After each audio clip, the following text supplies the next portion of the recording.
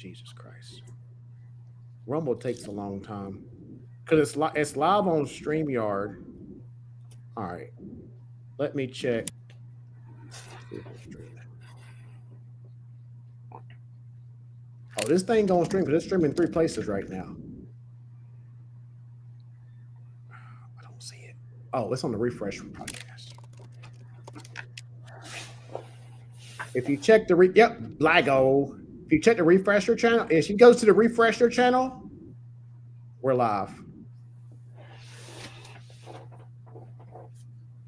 All right, let's go. All right, we're good. All right. So this is episode 1 of the Refessor channel podcast. Patrick didn't shave his face. That's crazy. Patrick, tell everybody what the Refessor podcast is, because you made it up. Well, we weren't trying to define it so soon either. Say again? We weren't necessarily trying to define it so soon either, but it came from the word recursion, so that's the whole idea. Instead of being so certain about what we know in such a static way as maybe a professor would, we're looking more at knowledge forward and building bases that we can recurse information on to build forward. So what do you think about it? I mean, it wasn't only my idea. I love the definition. That's why I let you say it, because it was pretty good. That's why I asked you. Anyway, so Patrick, I want to introduce you to Kenneth Manuel. So me and Ken go way back. I want to tell my side of the story, and I'm gonna let him tell his side of the story. That's pretty much how this conversation is gonna go. So yeah, this man is the first individual that told me about Bitcoin. Okay, now this is my side of the story. He told me about Bitcoin at my grandfather's funeral in Ashburn, North Carolina. Now, the way I remember it, it was a long time ago, but the way I remember it, I was standing beside Ken and see him looking at my grandfather. And Ken Manuel says, "Man, Uncle Parlo sure does look good." By the way, you heard this Bitcoin stuff?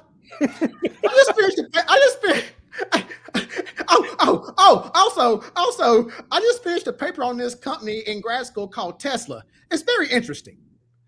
That's my uncle, Ken Manuel. Say hello. Hello, Mr. Patrick. Nice to meet you. I've been seeing your chat head in the Oh yeah. I've been seeing that, but it's nice to have some animation to the face too.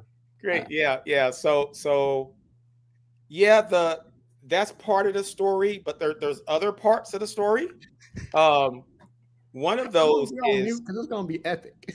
One of those is when in 2017, 2018, Grandpa Perlo died in 2018, correct, Justin?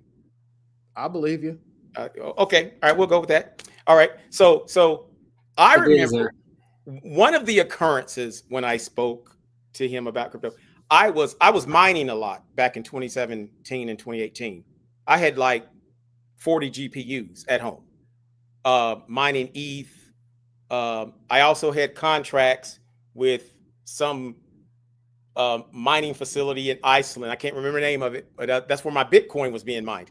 And so I remember one day I was getting more cards from Fry's Electronics in Atlanta, and I remember having 2 cards because that's all they let you buy. It was a limit, So I remember calling Justin that day, and I remember one of the times I says, "Have you heard about XRP?"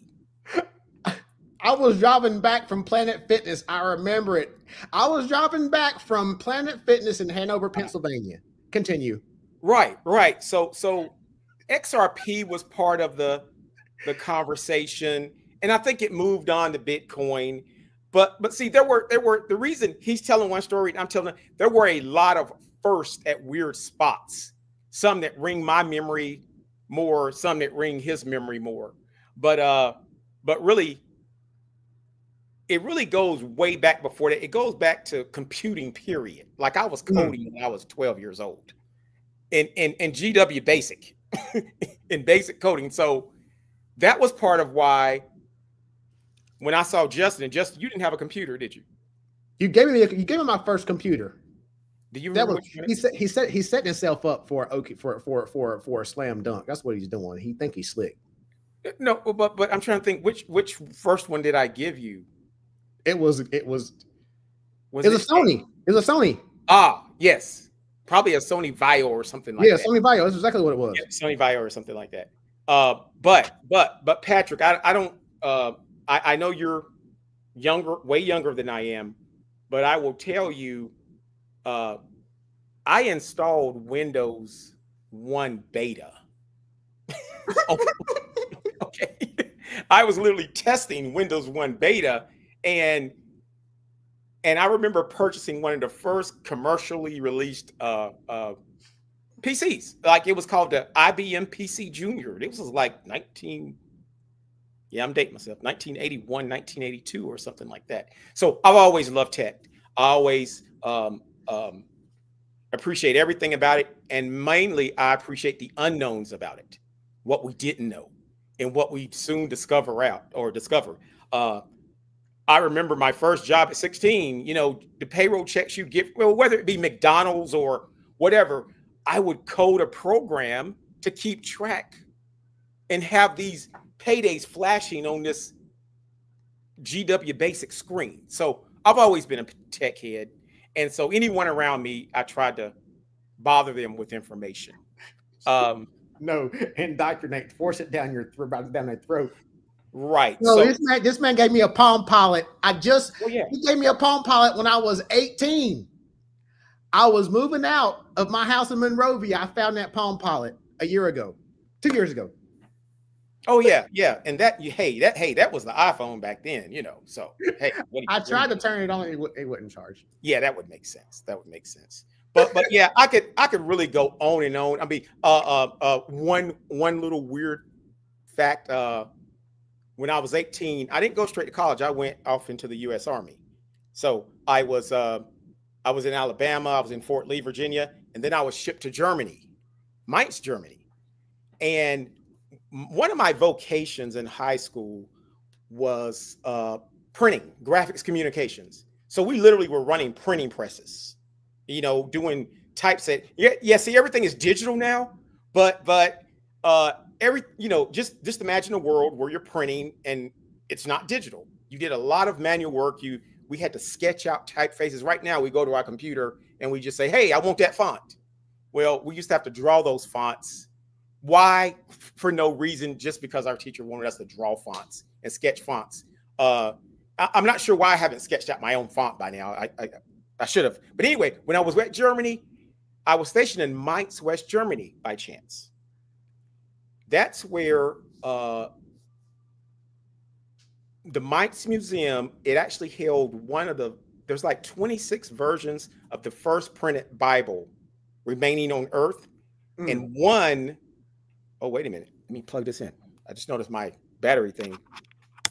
Okay, there we go. Yeah, I just know one of the remaining 26 Gutenberg Bibles was in a museum in the city where I was stationed. So of course, I went to this museum, and you got to realize for an 18-year-old kid that took graphics communications to be seeing a Bible that was one of the first Bibles printed on earth. I thought I had saw Jesus. You about to open up Pandora's box with Patrick, because Patrick's about to go somewhere with that print. Well, no, I mean, not where you think. Just this short comment. When you hold something, it evokes so many emotions, especially when it's like wooden, paper, metal. Like that actually like holds memories. Like the coolest like antique that I ever had or held was when I got a bunch of old banjos from like the early 1900s. So did you say banjos? Banjos, yeah. Oh, wow. He's a bluegrass dude. He's trying. He's trying to get me to go to a woods with a banjo somewhere like Southwest where you know what happened. No, Patrick trying to get me and get out of here, man. Continue, Patrick. No, it's just like this conversation. It ain't happening. Continue. Yeah, no, like you can live. You like there's part you feel it. You can feel like you feel like you're a part of it. Like in a way, like when I was holding the banjo, I got the chills. Like when you hold an old banjo and you know what it's been through, you know what I mean? And right. Yeah. You're like, because a lot of times we learn about history, but we can't touch it. Right. So yeah, for me to be there at that time, for you to be where you were, you're connected, and it's like a miracle. It's greater than a lot of things we can even experience today. So it's like a portal. Yes. Yeah. Yes, There you go. Bingo. Bingo. There you go. That's a great way of putting it. You're right. So yeah, you know, I've been around long enough to have millions of stories, but I'll say this one last thing. I've had one job interview in my life. Yeah, that was I've had one job interview. Well, did you take the job, or did you not end up going through with the job on the one? No, I took the job. And you did the job, and yeah, I took the job, and the reason I've tell only them what you do now. You didn't even say what you did. Oh, okay, I'll get there.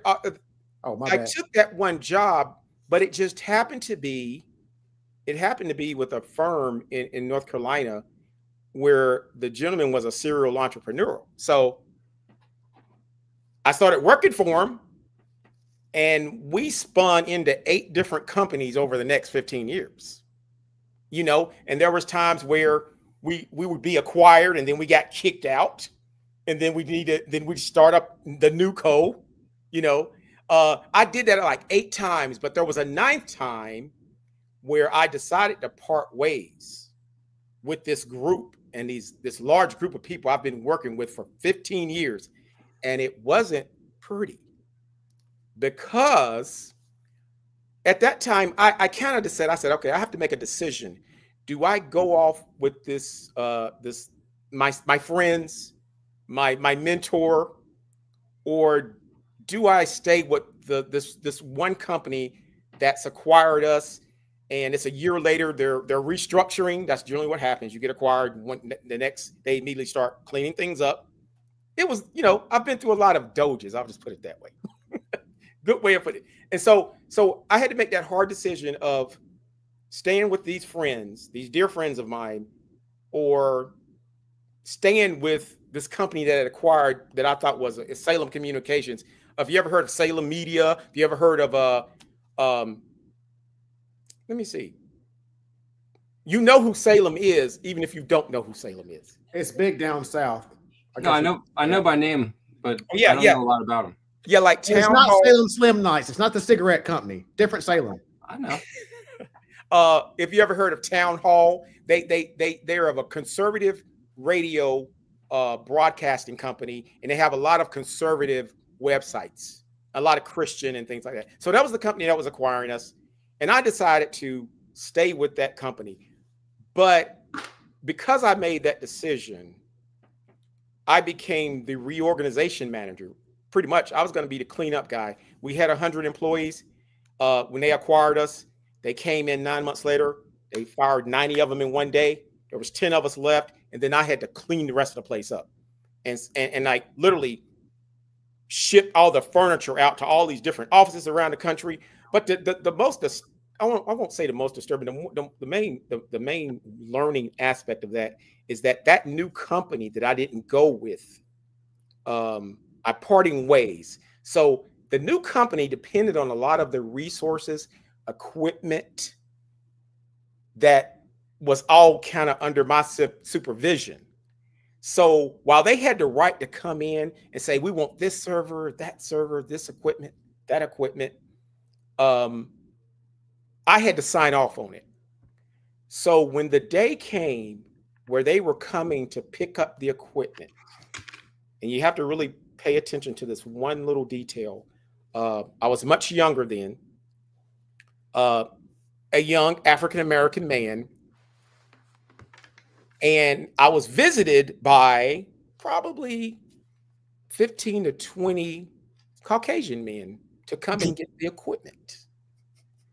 And I'm the one that has the authority to say whether you can get it or not.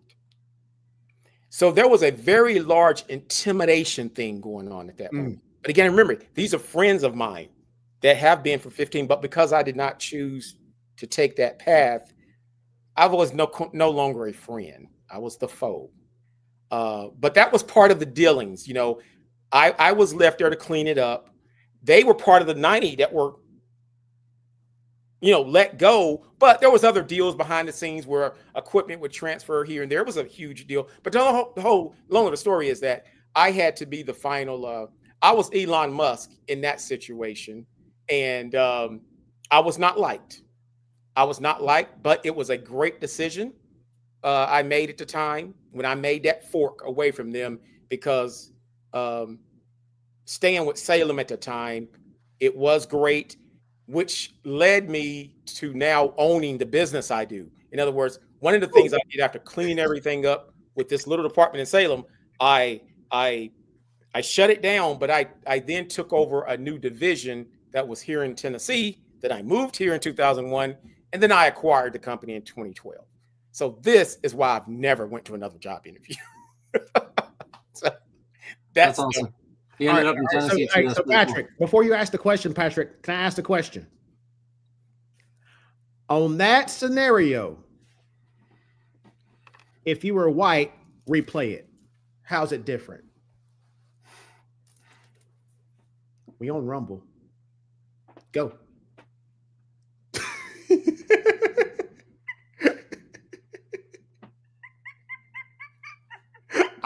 I'll wait. I think he's describing it well right now. No, I'm talking to you. I'm talking to you, me or Patrick? I'm talking to you. Oh, my bad. I don't think it would have been much different, but I wonder what you think. I mean, they're not gonna like me if I'm the one standing and they're all got to go. I'm sitting here staring at Patrick like, I'm wondering, how's he going to answer this question? He gonna answer it. Me and Patrick have these conversations all the time. He ain't bashful. There's you gotta be a little bit more specific. At which point? At which point were you white? Were you that exact same time frame during those times in North Carolina, in that business environment? Well, first of all,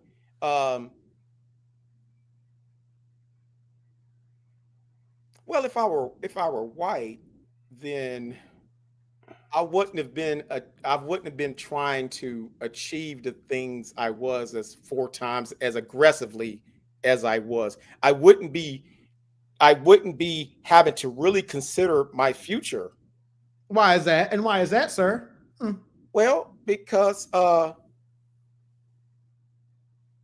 felt safe. I felt like secure. I felt as though I'll land on my feet no matter what. That's not how I was feeling. I had to be very. You're not right. Yeah. I had to be very meticulous about every next move, because there was a lot of balls in there, and nothing was secure. Nothing was a guarantee. But I went with my gut. But not only that.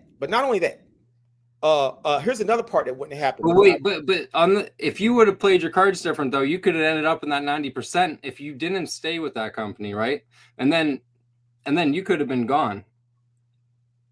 Yes, and a lot of my Caucasian friends were. Oh, I forgot to tell you. Your chances were completely fucked at that point.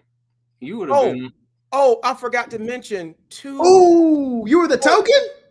Oh, no, there was something I totally forgot to mention. Of the 10 people that remained, before I was placed in authority, there were other managers higher than me that were part of the 10.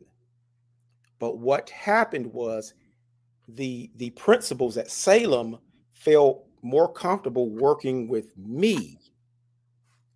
Because I had the experience of a lot of transitions, and I wasn't a high paid executive. Why? Well, that's why I wanted to get out of you. Well, I wasn't a high paid executive because up until that point, I was the token. I really was. I've been, I've had a lot of situations where people would come at me and say, you're very articulate. This was in a situation where I was the only, at one point, at one of the iterations prior to that, we had 300 employees and I was the only African-American. How many times have you gotten that in your life? How many times have you gotten what you just said in your life? Oh, only like twice. Oh, well, I got more anyway. But no, you're very twice. Articulate. Like, is that like you shouldn't be because you're black? Yeah, exactly. It's a diss. It's my expectation was that you were just gonna be shit. Yeah. So, but this is Patrick. You gonna say it before this conversation's over? This is two. Now, this is an interesting two pieces. Challenge accepted. Two tidbits I forgot. There were two during all of that 90 to 10 people were laid out. There were two lawsuits filed. EEOC HR related, and I was the reason for the lawsuit. Salem, of the remaining 10 people, 2 executives, they felt they were forced to resign. They both said they were suing Salem because they were replaced by a younger male. One of them was a 60-year-old white male. The other was a 42-year-old white female. They sued Salem because of me. So who was DEI in that situation? It wasn't me. Patrick, don't this sound familiar? We are kill gods, right? It's just, yeah. He wrote this 20 years. He wrote this 20 years before I wrote mine. Right. So funny how that shit work. So the thing is, when I get asked questions like that, if I would have been white, it's kind of hard for me to answer that because I've never assumed anything was given to me. I've never assumed that because it wasn't I didn't have to work hard. It wasn't. When I got out of the military, I did not have a 4-year degree. Yet, I beat out 25 college graduates for that position. And I remember the person that hired me, they told me that, and I believe them, but what it goes back to the history. I understood the history of printing presses, and I understood computers. One of our clients was Barnes and Noble. Oh yeah, Barnes and Noble used to actually print catalogs and send them to people's mailboxes. So we were doing the pre-press work for that.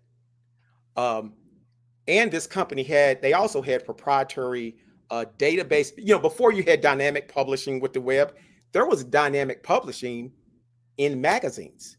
Think about a real estate book. Each page you turn is a format. Mm-hmm. It's like, and I haven't looked at one, but they're like homes and lands. I'm sure you've seen one at some point. Yeah, color blocks on the side sometimes. Yeah, there's just blocks.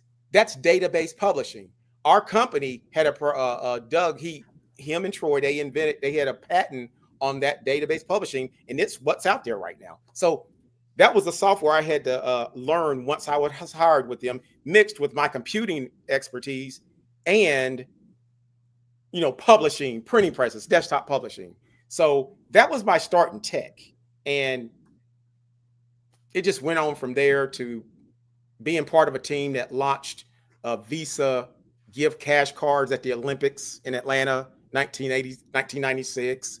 All kind of other stuff. Digital ID cards at universities up in SUNY and CUNY and Colorado. Yeah, just all these. And it was great working for them. So this is the group. This is the group I parted ways with.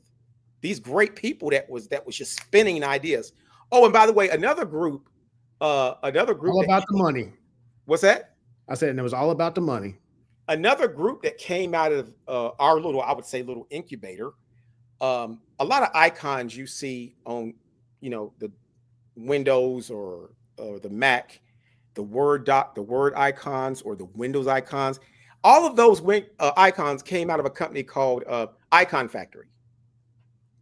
They're located in Greensboro, North Carolina. We were all under the same roof. So yeah, I do. It was fortunate to be with that group, but when I made that split, I had to split. Plenty of people had split way before that. I mean, I was a long holdout, but it was the right time. It was the right time because if not, I wouldn't have acquired the company that I have and things like that. So, but yeah. No, that's really awesome. I think with the whole decentralization movement, though, people want to work for themselves. And I think we're moving towards economies where it's going to be more modules. Everyone has their own modular business. And then, you know, that has to integrate and align with the whole system, essentially. And I think it's a really good opportunity, though, to go out and learn with other people, and, you know, work for other people and learn from other people and go do it on your own from there. Oh, yeah. Yeah. I mean, Great way to go. And as a business owner, even to this day, I'm still appreciating sacrifices that Doug Young and Leon, the principals had to make back then when payroll was running short. You know, when you're just that person waiting for, if you need your payroll, you need your payroll, right? As an employee, but you really don't see what's going on behind the scenes to get it. So when I acquired the company before that, I had an accounting department. I was running this department. You send in invoices, they just cut the check for me, say, oh yeah, just pay it. But when I acquired this business now, which by the way, it's a SaaS-based business, we provide church management software. We're the CRMs for churches. So they're the CRM and the snitches for churches. That's what they are. Actually, we don't snitch, but I tell you what, that's another story. Hold on. But anyway, what I did learn from that moment I acquired CCIS, everything then came from one bank account. Before I was with this corporation that they had a department, they have multiple bank accounts, multiple general ledgers. Oh yeah, just put it in this bucket, put it in that bucket. But when that became mine, everything to when you normally get a payroll check, they take the taxes out and you get the net pay. Well, there's a lot going on behind the scenes. Not only are they taking that money and sending it somewhere, but they're adding money to it and sending it to the IRS. So now, as I'm doing all these reports, I'm like, oh, okay. It's all under one. So that was a transition.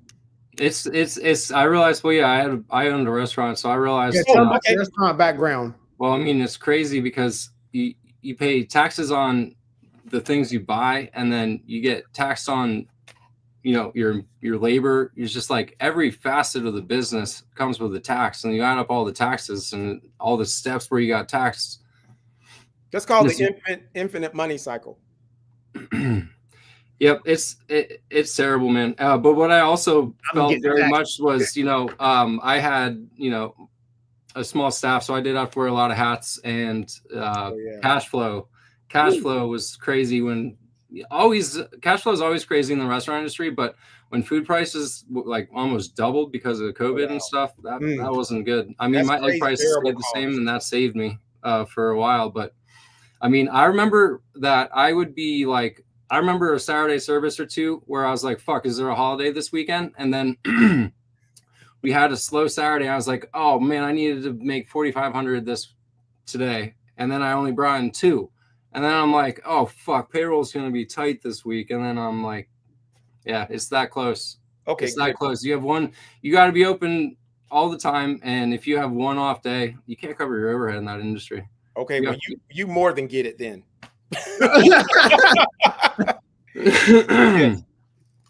Yeah, man. Yeah, man. Patrick had savages trying to steal from him. We had to test them 24/7. Yeah, I shouldn't have. I didn't know we were gonna record. I shouldn't have worn that shirt I wore last week. I won't mention it, but I had a business divorce. So I approached somebody and I was like, hey, I want to run this concept. They had an adjacent restaurant to their massive, they built out a $8-10 million built out restaurant. Wow. It was huge. And they had an adjacent kitchen and an adjacent dining facility and stuff. And they tried 3 concepts there and they all failed. And then I cold called them at the time I was just a chef, and I cold called them with a concept for a cafe. And I was like, let's do it. We can do this together. They're like, well, we're not just going to lay out the capital. We can't do that for you.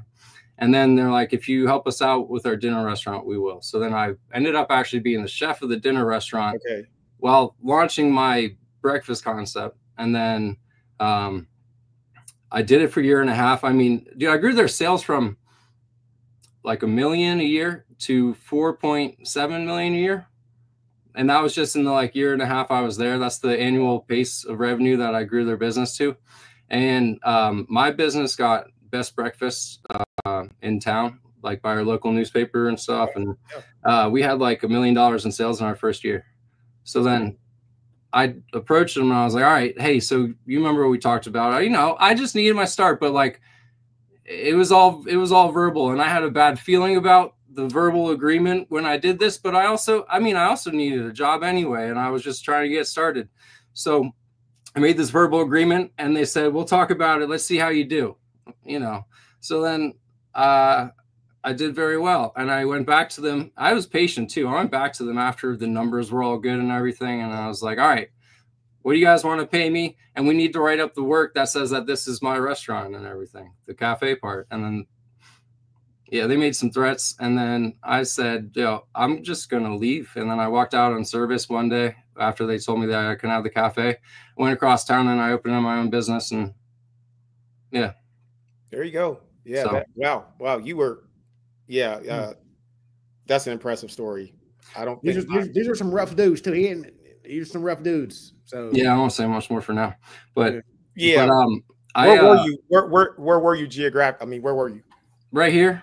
No, Reading, Pennsylvania. Pennsylvania. Okay. Yeah. Like the Reading Railroad from the Monopoly board. Oh yeah. Yeah. Yeah. So, but I don't know. I'm the opposite story of you on the other end. I always hated computers. I hated them. I hated them. Like you seen the video, right? He's like 4 months in. You seen what he's posting?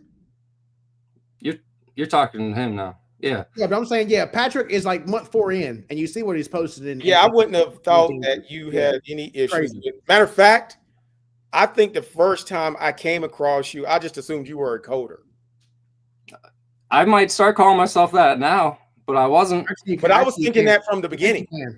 I do it for like 10 to 15 hours a day now. So I mean, at this point, if you do the hour calculation, he has more hours in an undergrad. He might have more hours under his belt than a grad computer science developer. I put money on it. Yeah, but you know, I just definitely got more than one than you know who. Whatever, man. I hear you. I know the story you're talking about. I don't remember the name, but we don't need to name drop anyway. But but seriously, I always thought they were stupid. Like that's why Justin and I talked about this. Like it feels like a duct tape clusterfuck of a bunch of shit. Like someone figured out the computer, woohoo, right? But we never actually asked, like, is this the right solution?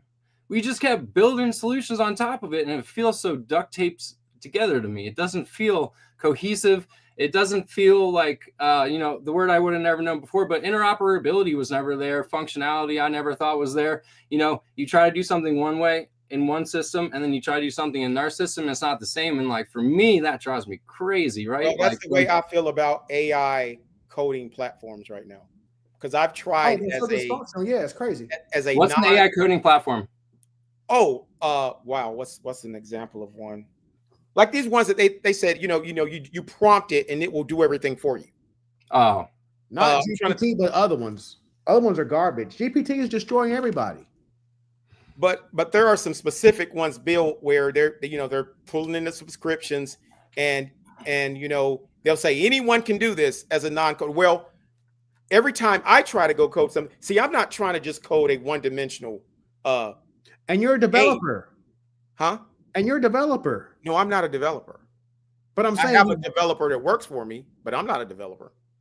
Oh, but I'm saying you can read it. You can read it. You have a basic. You have. I have an understanding. Yes. I can, right. Logically, but when it comes to like if I have an idea for an app or whatever, it's somewhat at an enterprise level because that's what I run now. And when I go in and say, hey, I'd like to build this dashboard. It does this. That's the easy part. But then I say, oh, it also needs to do this, this, and this. Well, yeah. And it falls apart. People say they can do more than they can do, hoping that the ideas are simple enough to recurse on top of their platform, but it's really not.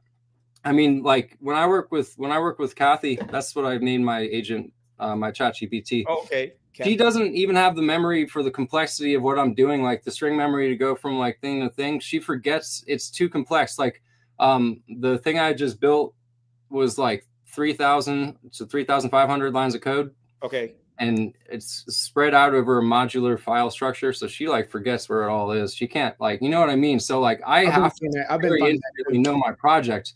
Like I told him last week, like I don't claim like I can program without AI. I could never do it. I would have been able to program without AI for sure. That's the only reason I got started. But now I do it 10 to 15 hours a day. And Patrick said last week he can go up against any developer like in an entry-level job, and I believe it.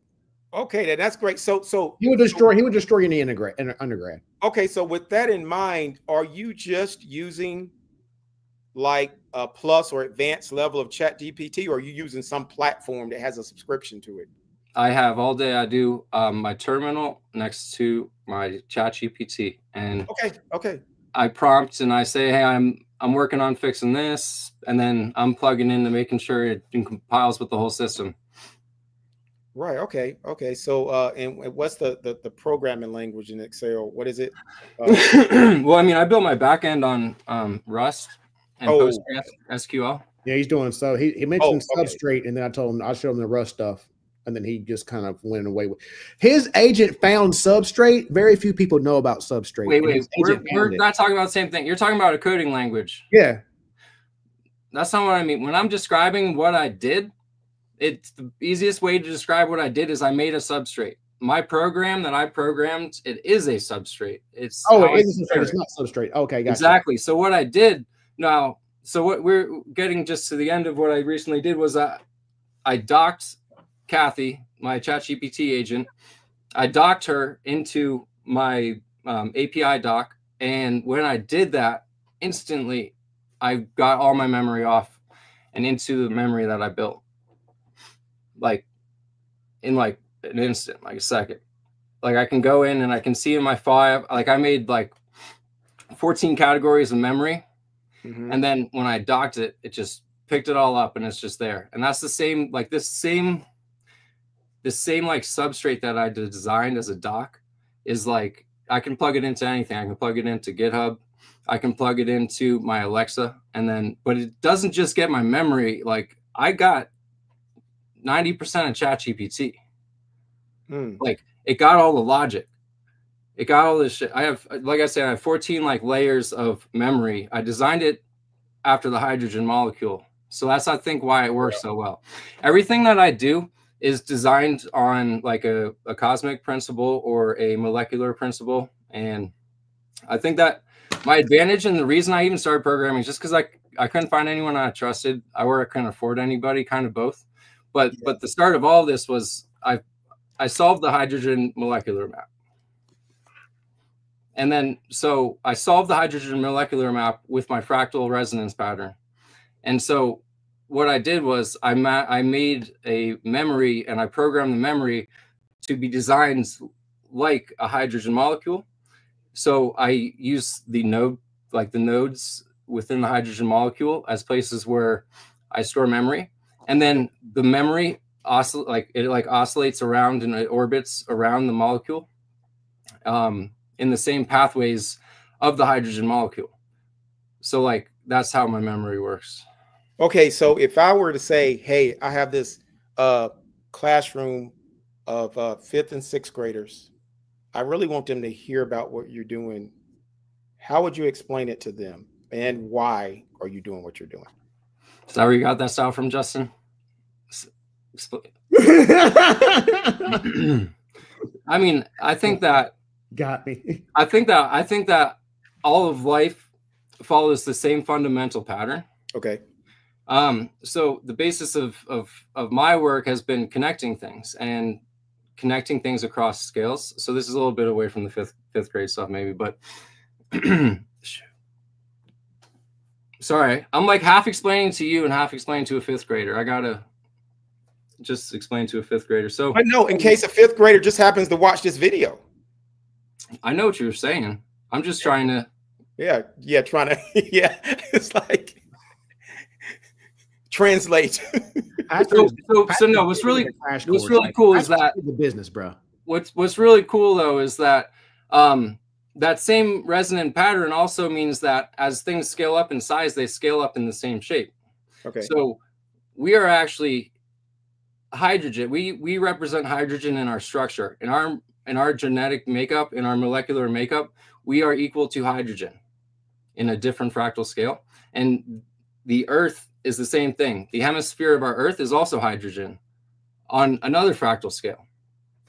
And so when we're designing anything for use in our life, we should always be designing things that are in alignment with that same fundamental pattern. It'll just naturally make it flow better and work better. That's how I would explain to a 5th grader, maybe with a few of those steps cut out. But essentially, everything is the same. Everything is the same pattern. And because everything is the same pattern, designs should also fit that pattern to flow with that pattern. And that's why I designed memory to be spaced in the same exact mathematical structure as a hydrogen molecule. Okay. And it seems like you can take this concept or platform and apply it to, like you mentioned, Alexa. That's the thing. It's crazy. You mentioned Alexa. You mentioned it was 2 other ones. So far, I was only explaining the substrate, and we kind of got away from it. I mean, like at the base level, what it is like, so I have a music studio. I wanted to be a musician when I closed my restaurant, and I was actually trying to just find like a runway for my musician. And I was like, I'm good with data and numbers. Let me see what I can do with some. And anyway, so I have all my equipment for a recording studio, and I turned it into everything that I need for computational ability. So I took my preamp and my mic blender. Okay. And I convert it into a parallel pre-processing unit. So what I'm doing now is I have like my MIDI keyboard hooked up, a microphone, speaker, pedals. Now I can use all these things for data manipulation, and it all ties back to my DAW because I use Logic. Right. So I use Logic Pro on my Mac. So Yep. I have my DAW hooked up. And so what I did was I made Core 14 is like the basis of the structure of the software that turns my preamp blender into a PPU. And then it ties together all my systems so that they're all talking to each other. So that back end is made with Rust and PostgreSQL. And so from that, the basic thing that I can do is I am always emitting a tone through it. It's my base level tone. Again, that tone is the same tone as hydrogen because hydrogen has a base frequency, which is one of the things that I found in the hydrogen molecular map. So like what I did was I took the same frequency as my baseline frequency that's always running through the system. And then what I can do, I don't know if you saw the video, but what I have is a waveform. Mm-hmm. And then I latch things to the waveform. So my pre-processing unit is always just filtering signals and then latching it to waveform and storing it in a waveform type memory. So, so I can translate anything. To cut it short, like I also have the ability to translate any frequency across anything. So like whether it's light, whether it's sound, or even if it's like data that's like a document, a Word document, like it all has a frequency. Like I even have frequencies for like letters and words, so I can translate like anything, any kind of data into a frequency, which allows me to handle it like audio. So basically, I can handle any kind of data like audio, which allows me to use the high-tech audio like hardware to process signal, which is very good signal processing. Well, I can appreciate one. I have Logic Pro. I have my keyboard hooked up via MIDI. I also use DJ Pro AI. But you know, I'm not modifying any code or anything. But I could appreciate some of the things you were saying. So I have like an architecture that just puts it all into octaves too. Oh wow. So all of my frequencies are stored into octaves, which allowed me to map my compress. I was trying to like give you an intro to this, but man, Justin, there's so many things I'm done with now too. Like my compression algorithm, it's in there. Like Kathy is taking up like no memory. Like my entire ChatGPT that's full is like not even a recognizable amount of memory in my Mac. Kathy is compressed. She's compressed. You're trying to tell me your statement, your conversations aren't crashing anymore. No, I'm not saying that, because I need to make an interface to interface with her, right? She's in my memory. I exported all her memory through my substrate, but but I don't have an interface to work with her on there. So that's not what I was saying. Oh, okay. When you both say my substrate, could you explain what that is?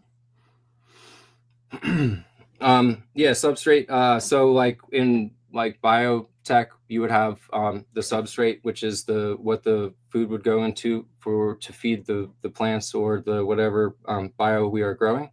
So what I did was make something that is able to really easily detect and map something really quickly, because it's capturing all its frequencies on a lot of levels. Like, I'm not working in binary when I'm going through this anymore either, right? So like I'm bypassing binary, and then it can capture so much all at once.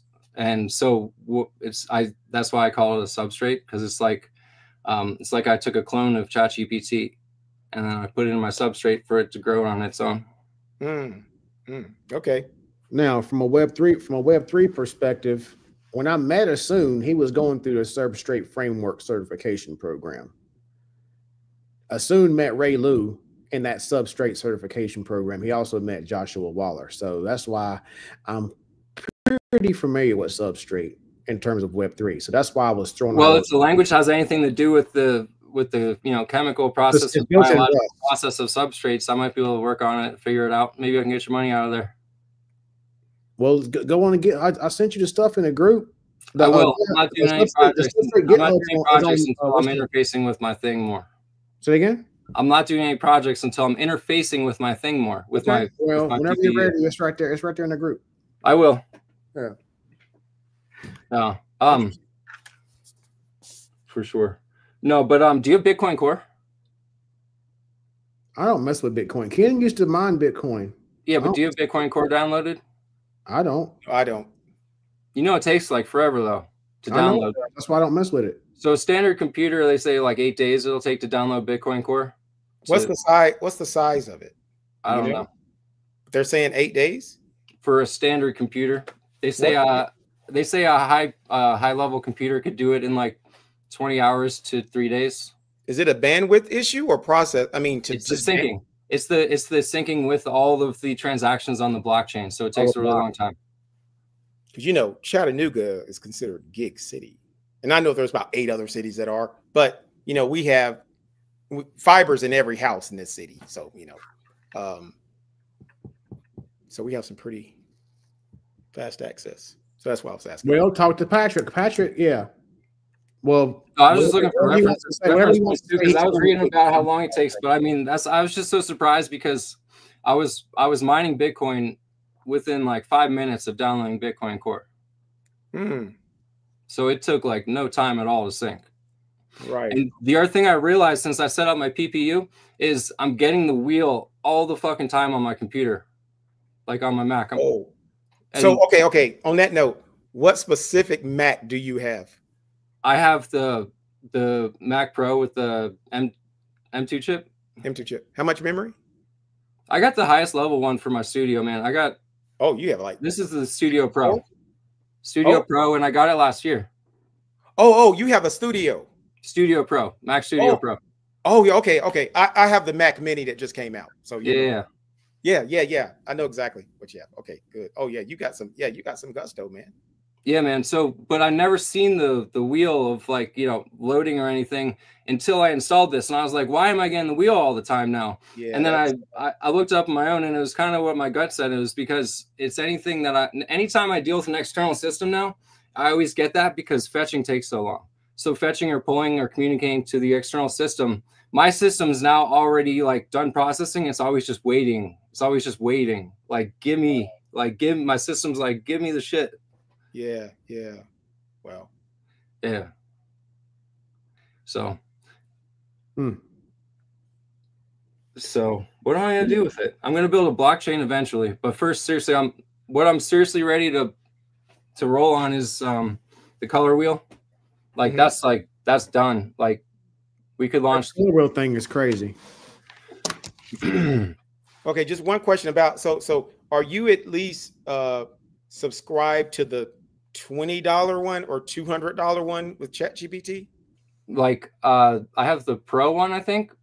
Yeah, is that the not the highest one? Because okay, I get locked out of. okay. I get a couple deep researches and I get locked out, that kind of thing. Right. Oh, okay, okay. Have you have you put any language models on your Studio Mac and ran them locally? Well, so I have ChatGPT like downloaded on my system and I use it on my computer all the time. But that's the thing is, when I docked Kathy into my PPU, I got all the data behind it, and now I have like a clone of it that I'm growing. So like, okay. From now, what my model says, she says I'm like 80 to 90% done with an LLM, with everything I built. Wow. Almost done with an operating system too.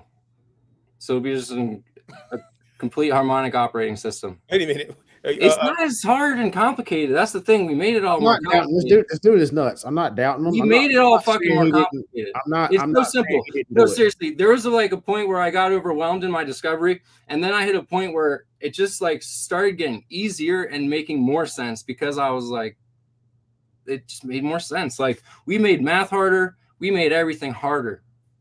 For real. Well, there's a higher probability that it checks out than it doesn't. I'll put it that way. But I think the core inspiration for things like that is just when you see a Raspberry Pi, right? Mm-hmm. Just that little machine running that. I purchased one. I took it back, but I purchased one just to crank it up, because it's actually a wonder just to see this little thing and all the enhancements they've made to that hardware. But yeah, that's my inspiration. That you can almost do anything if you put your mind to it. It's amazing what they're doing with that little device. Especially now with AI, it's like, why couldn't you? That's what I'm saying. Like, why couldn't you start a business? If you can't find a business plan to start a business of your vision, I ain't got nothing for you. You ain't got it in you. I think we've all kind of been focused on the wrong things, and I think we kind of lost a lot of skill as a culture. I agree. But here's a big point. Here's a big, one thing about anytime when Justin and I have been talking about AI, anytime Justin would say something, me as a SaaS business owner that literally watched subscriptions and annual payments come in, I'm always thinking about how to convert that conversation, him and I, into a SaaS, a subscription model. What's that?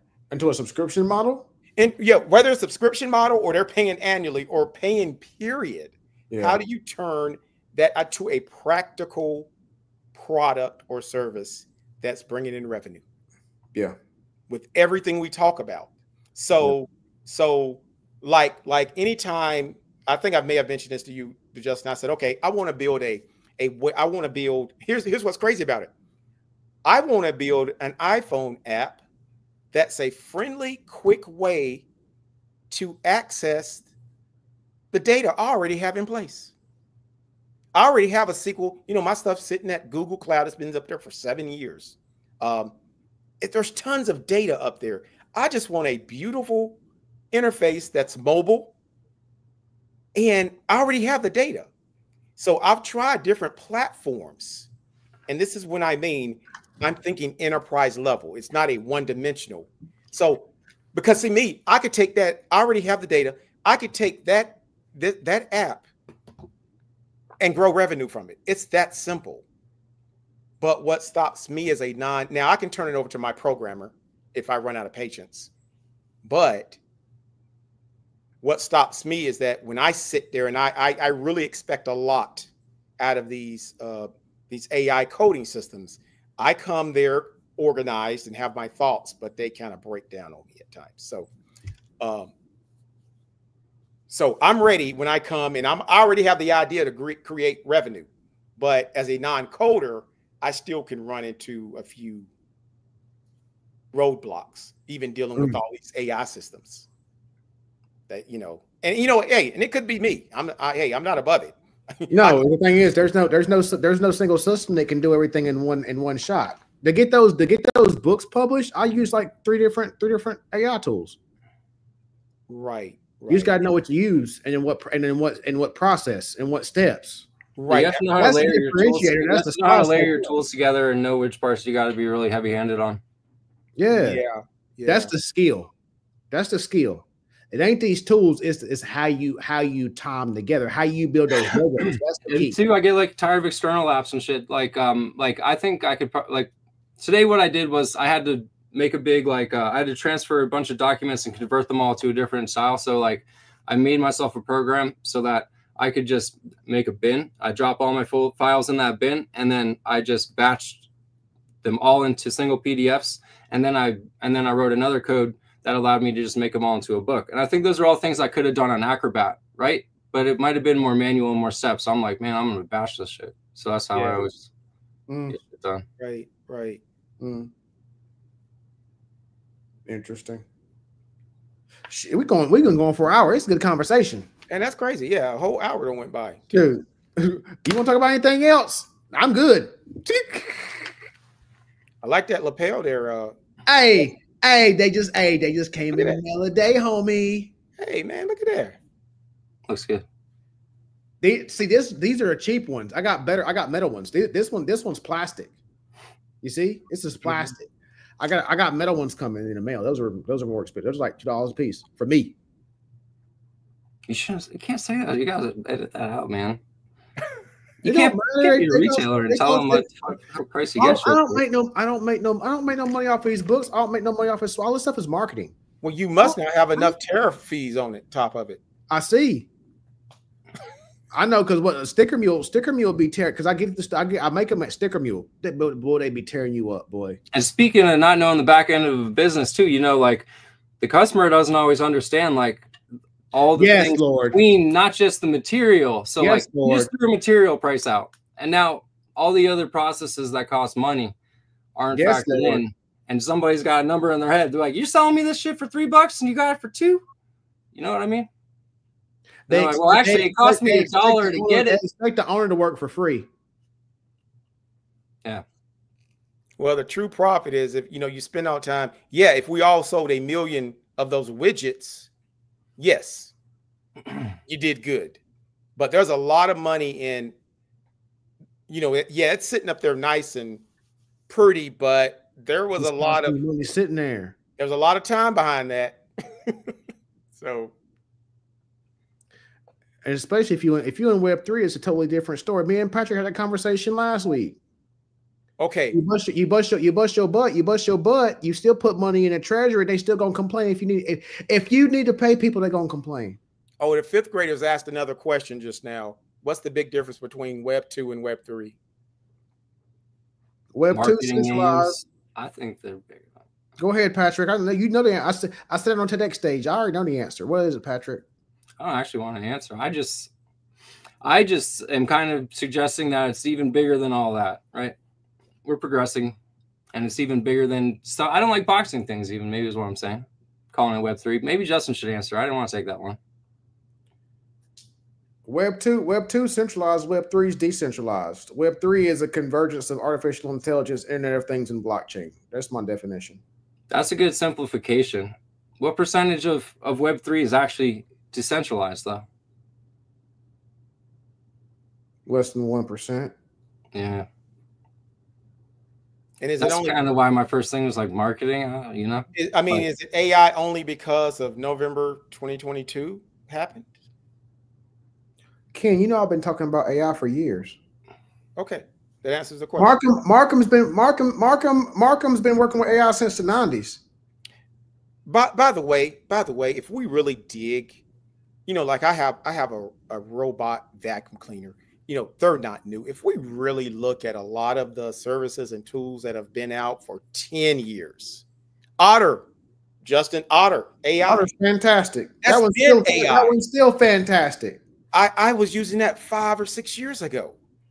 That's AI. Still fantastic. Right. So, some of these things are not new. So, but everything, here's what I explain to students that don't get it. I said, look, what companies go to the top AI research institutions in the world? Where do the top, answer me this question, pop quiz. What companies do the top AI students go to?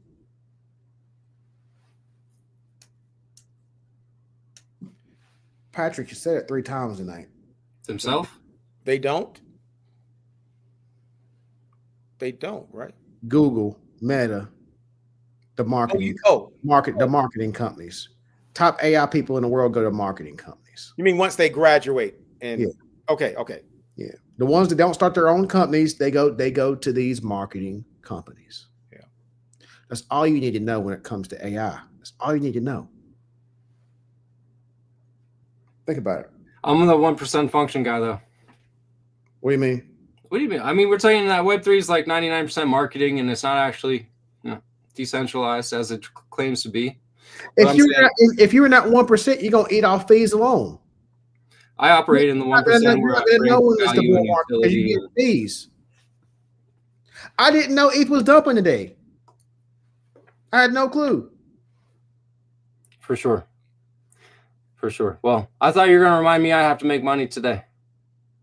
You were pretty hard on me last time about money.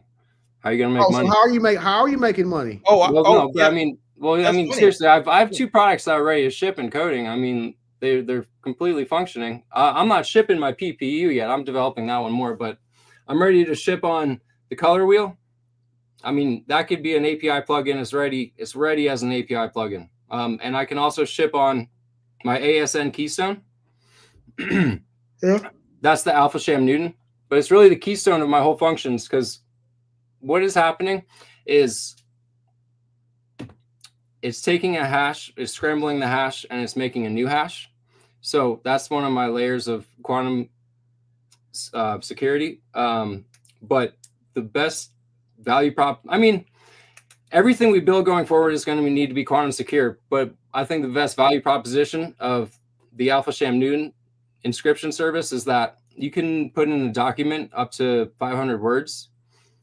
And then with my compression and my number mapping, I can take up to 500 word document and I can make it into a hash. So I can make 500 words into a hash that is completely lossless. So you can literally inscribe complete documents and put them on chain. And then when you use my inscription service, it's literally just... You've had that though. Well, no, but it's done, and I've tested it. Okay. You put in, you have a form where you can put in 500 words. It spits out a hash, and it gives the user a key. The key is your like Newton scramble key. So like you can't figure out what a hash says unless you have the Newton key, right? So like we know what that equals until the Newton key too as a company, like because we know our processes, we know how we're taking the words and we're taking the words, we're putting them into numbers, we're putting them to a map, we're hashing them, scrambling them, rehashing them, and then it all takes 2 seconds though. Like when I put my words in, there's no lag time. It's just like you put your words in, boom, spits out a hash, and it spits out your key.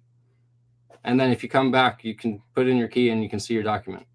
Okay, if I were a venture capitalist and I said to you, okay, who's the customer that's gonna care about everything you just said? If I were a venture capitalist. I mean, I would start with like lawyers. Oh, okay. Okay. Why I would start because I would start with people that are, you don't have to make as much contact with your feet on the streets, right? I can go to a law firm, and how many documents is that law firm going to need to inscribe? Okay, so yeah, okay, so the service you're selling, it's an encryption. It is quantum secure. Okay. Encryption. Okay. So like it's the first time that anyone has ever like made a hash meaningful. The hash itself is meaningful. The hash itself is the encrypted document. So then as a law firm, you just have like a list of hashes and your key, and you have all your documents. And not only that, you're getting compression on it. So like think if you were storing all those documents, that's a lot of data storage. But then the problem. That's the problem right there. Data. You feel they're probably paying Dropbox too much money, or buying too many hard drives, paying Google Cloud or Amazon. That's the problem we're trying to improve, solve. Absolutely. Yeah, well, that's I see it as a good benefit of it, but it wasn't my main problem. I mean, this to me started as a way to make hashing meaningful, and as a way, what I really wanted to do was, yeah, I guess that is kind of what I wanted to do. I wanted a safe, decentralized way to store my shit. And that is a way that you can do it with a receipt too. Decentralized. Okay. Okay. Yeah, you get a receipt for it. It's like, man, that's like, it's just, and it would be too expensive for me as an individual to do all my personal documents. So you want to do it when you need the extra security because it's for legal reasons or something. Or, you know, I would do it for stuff like my birth certificate, you know, like, yeah, that makes sense. Like my big, did y'all get disconnected? No, just you. All right, perfect. All right, go. Perfect. No, I was just telling them it's not for the purpose of just having people to have like a new Dropbox. It's not just a Dropbox replacement. It's more like it would be somebody's personal vault, or it would be a legal firm's security, right? Stuff like that. It's like you're not going to just want to store all your stuff on hashes. That's not what the Alpha Sham inscription is. Right, and that's where you put your important documents. It's where you put all your records. You put your car insurance on there. So then next thing you know, all your stuff is in a very secure place and it's never going anywhere. It's always going to be there. I'm glad I asked that wrong question because, because at some point you take what it is, the service or product, and then unfortunately, we have to dumb it way down. But in me asking that wrong question, man, you listed 5 benefits above what your core product is. Because every time you say the word hash, I'm like, okay. But when you say all compression smaller, I can there's something encryption lawyers, bingo. That's all I need to hear. Your pitch is going to be different based on your audience. Well, yeah, no, I'm just building. Example, I'm just building some cool shit's happening. I need people like you to help me refine how I'm going to get it to market. Absolutely, I'm not a market expert. Yeah, that was one attorney. That's one example. That's a use case, and then you take it and you can. There's another use case, but okay. So the hashing part. That's when you were mentioning the word hash. You know what I was thinking the product would be for? Oh, other coders that know what to do with hash. And again, because I'm thinking of that person that's literally going to give you a credit card number for that monthly service. So it's not a thing for programmers, but that's a great use case. An attorney, that I get that. But also it seems like, if I'm hearing you correct, it's a more secure way, decentralized. You get a receipt. And why is decentralization important right here? Because I get nervous with my work stuff. I'm like, damn, I have some stuff on Google Drive. Google doesn't have the best record of how they've handled their business, right? I mean, I put mystuff on Dropbox. I'm like, man, and plus I'm like, what if they screw up? What if they screw up is one thing I wonder about. And another thing is, what if they want to see my stuff? Okay. It's controlled by them. Okay, I'm getting there. Okay, so where is this document stored? It's stored on chain. And I was going to use Bitcoin ordinals so I could ship sooner. Ultimately, when I have my own chain, I'll store it in my chain. But when I get started, I'm storing it on the Bitcoin chain. So that won't ever go anywhere. Lightning somehow, because Bitcoin's expensive without Lightning. Okay, yeah, okay. You know what? It's expensive and it takes a long time. I could work at a solution with Ethereum on this same product. Like ordinals was my first idea, but I could substrate. So you're gonna. Yeah. Here's the thing, also, man. I don't actually need the hash. I need record that it is that hash, because you can do a financial transaction as the first layer, and then as the second layer for that hash, it can have a document association.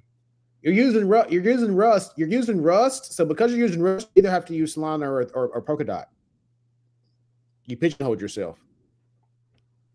Wait, I don't really understand why, and I don't know enough about programming. If you're going to have, I can build some crazy shit, but I don't know that different blockchains require different languages. Yeah. If you have that C14 token to be a utility token, and it's written in Rust, you either have Polkadot or what's the other one I said? Polkadot or Solana. Oh yeah, like Ethereum's written in Solidity. Exactly, that's what I'm saying. That's my point. You can stay in Rust, but you're gonna have to do Polkadot or Solana. Now you can well, you know what? Let me back up. The front end that touches that would have to be. Look up Anchor, because Anchor you can convert Rust to Solidity. Look up Anchor. I also design my stuff in a way where I have a back end, and then I build out all of my like my libraries modularly, and then in doing that, I actually have a lot of like Python and stuff like in my modules, and my Rust and my Postgre can read the Python as a module, as a package. Mm-hmm. All right. You're gonna have to look at that. I don't know. I don't know the solution off the top of my head. I hear you, but that's a good. I'm gonna look into Solidity if I want to do anything on Ethereum, though. Yeah, look up Anchor. So but I do know Rust is huge for Bitcoin. Really? I know that. Okay. When I was at the Bitcoin house in Colorado, all those guys use Rust. Really, on Bitcoin? Yeah. I'll take your word for it. I didn't know. I don't know. Maybe you're good. I don't know.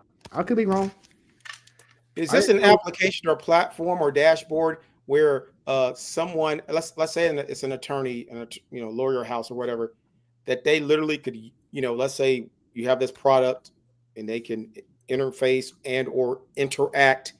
Is it something that the blockchain is quietly sitting behind, or do they need to really get what the blockchain is about? No. They don't have to know us about it at all. To them, it's the they same won't as even know, if you got they won't even know what's receipt. about their blockchain. The way the front end is going to be built, they won't even know we're on a blockchain. Yeah, it's just it's a front end. Yeah, right. Exactly. Yeah, no, I'm not trying to pitch this as a Web3 thing. I know that doesn't go over well. This is a very utility product for secure legal documents. And you might be good. You know what? You might be better off just staying on Polkadot, because with those documents like that, that's where you're going to get adoption from lawyers because of that. You'll never get lawyers on Solana. Never. Yeah, they don't want to associate. If you're on Polkadot, it's actually super secure. It's battle tested, and this if you have data on Polkadot, it won't be a target for a hack. Actually, Polkadot might be the most secure thing for a lawyer, to be honest. Keep it a buck. And here's the other thing with any, just like it was with your restaurant, and what one of my former bosses told me, he said, you will learn the most once you start getting those customers. And whatever platform that, I would say whatever that one platform is, that's the one to focus on first. And hey, just keep everything in that tunnel. Whoever those customers are, they're going to be feeding you so much input, information, that you're going to be tweaking that application. They will tell you what you need to do. They will always, when it comes to SaaS products, they will tell you what you need to do. You can get look up Polkadot, because you can get money out of the Web3 Foundation for this. You could get money out of Polkadot for this. Yeah, this is a good one.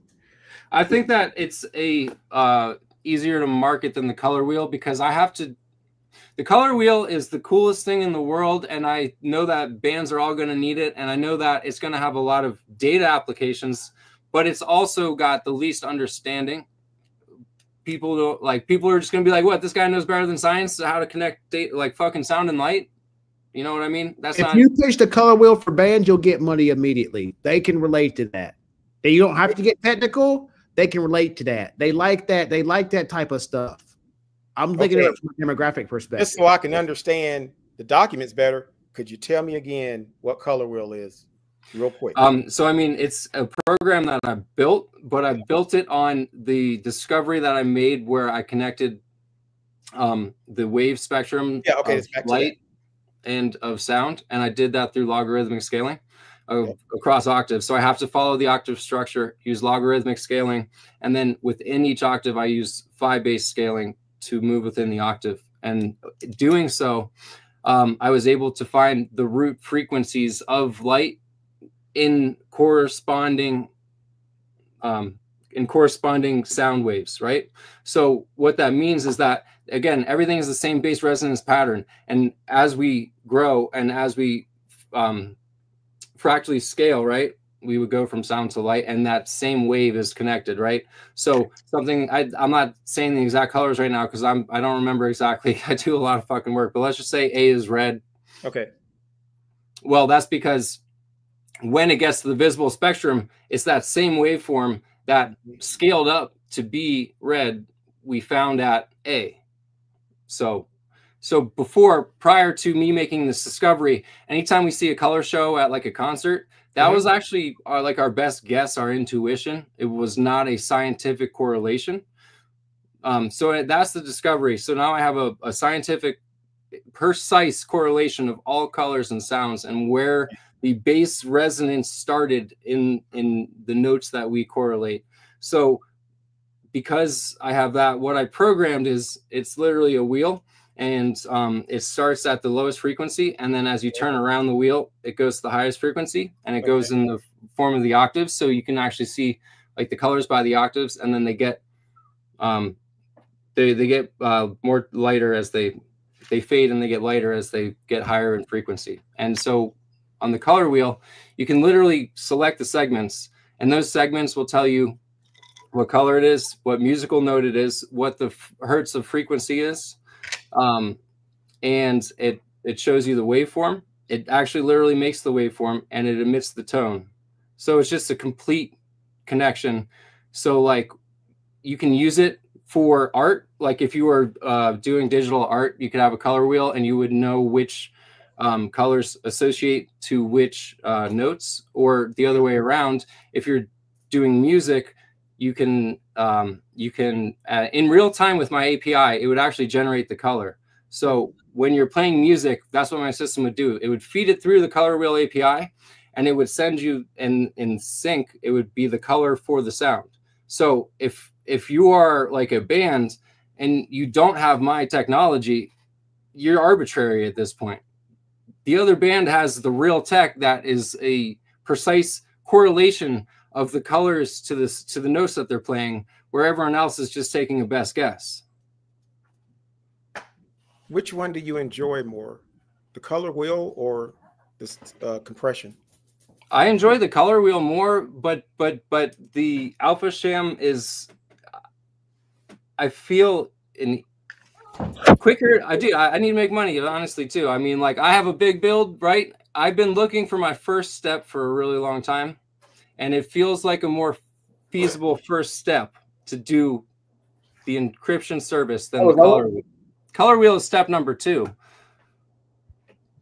Well, I mean, you asked me what I like better. I like the color wheel better. Yeah, because I asked that question. I asked that question for a reason. I literally saw you light up a different way as you talking about the color wheel. But I also understand why you're doing the compression. It's like what you just explained. It's almost like a prerequisite. Well, but also that the color wheel, you know, that seems like it'll take a little bit more time.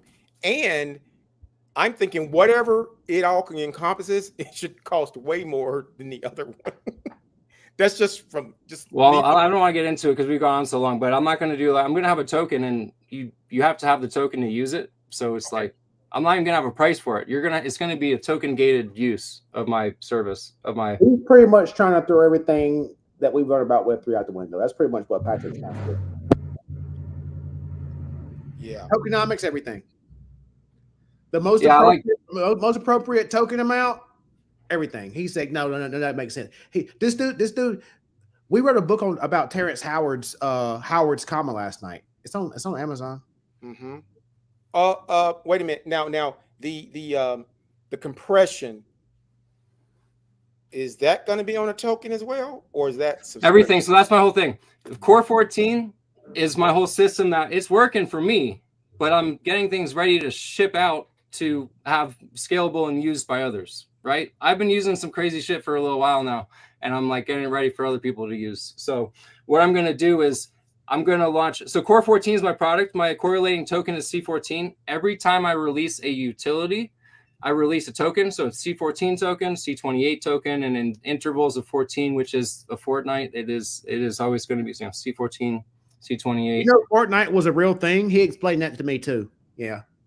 Wait a minute. So if the compression is all based on token, that is going to force people to interact with the blockchain, correct? Yeah, exactly. If you want to be able to compress your stuff 1,000 times better than what's on market, you got to use my token. So now you're going to be forced to go to blockchain if you want the best tech, for sure. Okay, so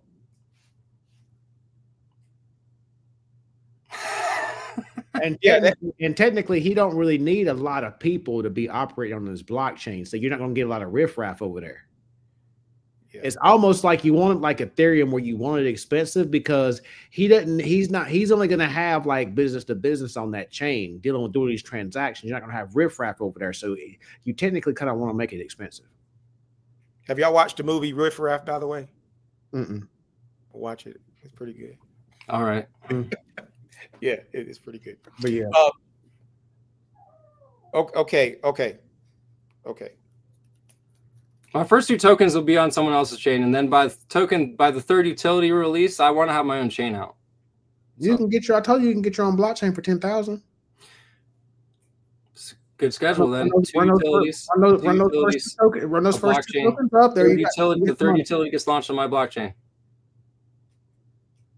So yeah, it would be interesting if you could somehow get the same result, but you have an interface. And I hate to be so old school, but we always got to appreciate. And I know where we're going with tech. Trust me, I know where we're going with tech, the blockchain. That's cool. I want to hear it. But you know, I'm a person that, you know what, as my business, yeah, people pay by credit card, people pay, you know, they order the check through their banks and send a check. But 95% of my people still send me a check. And I get it. They're not techies. They're churches. They're very old school. We have 80-year-old volunteers, you know, so I get it. Now, the thing is, it would be cool if I were a lawyer and I could use that service without interacting with that blockchain somehow. Even if you just throw up an interface where, I mean, look, Coinbase, they let people use their credit card to buy coins. They let, and they're not the only ones, right? There's other wallets that let you use a credit card to be on-ramped. So just something to think about. Yeah, blockchain had a lot further to come to the market. On GDEX. You know, we have worlds on GDEX now. You know, there's a subscription. Oh, remember the Bash Brothers? Yeah. Okay, they have that stalking tool, and he accepts what is it? He says, okay, it's $49 a month. That's what he says. It's $49 a month, and then he says that's how much this is in sold. And for him, you do have to put the soul there, whatever that point is. But at the surface, he's still communicating. And I even feel he could do more. I think he literally should take the credit card and convert it or something. But see, I'm just thinking it would be cool if whatever the service is, yeah, you get that cash from them. You do with the coins. And I don't know if they need to, you know, is it a fixed subscription? We talked about it. It's possible, but it's a lot of work. Now, out the gate, you can do gasless transactions, but then Patrick's going to have to monitor it to make sure everything's topped off. That way, the transactions don't fail. If the ETH ain't in there, those transactions are going to fail for that lawyer. So it's like you're going to have to have a lot of money. I mean, it's not if he puts it on base or something, it's going to be a fraction of a cent. So if he throws $50 in there, that's going to last him a couple months. That's good. You need a lot more runway on Ethereum. You need a lot more. I'm wondering if you do something for like lawyers. See, if the lawyers are encrypting a lot of data, I would put it on base. I still think you can get some money out of Polkadot.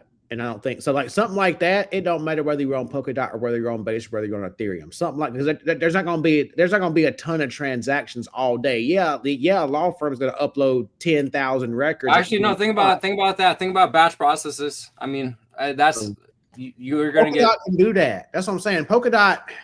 The more you say what you want, the more Polkadot is a use case for your check for that. But also, I'm not worried about transaction volume. I don't mean to be cocky. I've been testing my stuff and I see how quickly it processes. I've never seen anything like it in my life. I've never seen things download so fast. I've never seen Polkadot. You'll get money from them. Check Polkadot. Polkadot, ASN Keystone.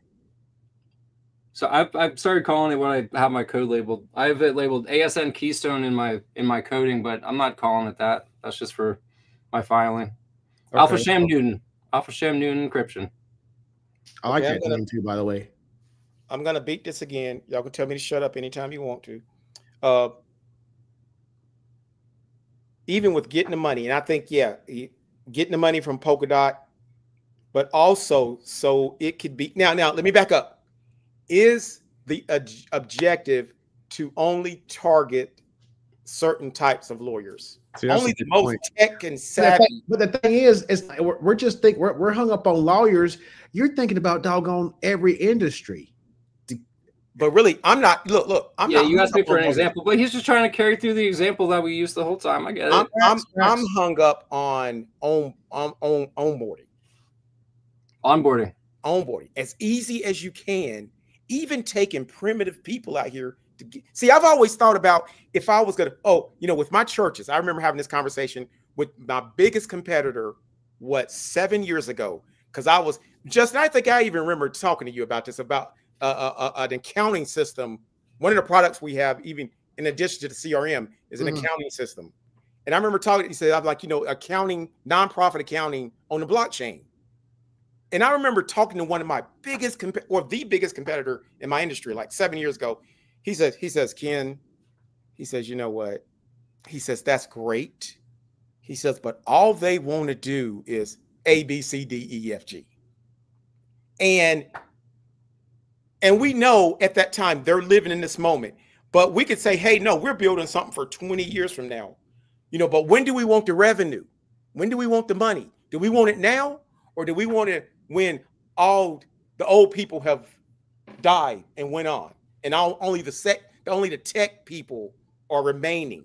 And I think that's why I understand exactly what you're saying. It's really hard to change people's habits and their routines. You can't do that. But that's why lawyers were my example, because you take that product to a lawyer and they're a batch client, they're a bulk client, and you get a few bulk clients, but the other thing too, I didn't want to get too technical or complicated, but like I could also put computer programming directly on chain, because I can also correlate that hash to spaces, right? So like I could write a computer program, and then I could correlate it using Alpha Sham Newton encryption into a hash. That's, again, it's lossless, so it can rebuild. So if I had the program that can read it, you can like do programming off chain, like execute programming off chain, kind of like how we used to have glyphs, like hieroglyphs and stuff, right? Like, so what would that get? What would that get me if you were able to do that for this product?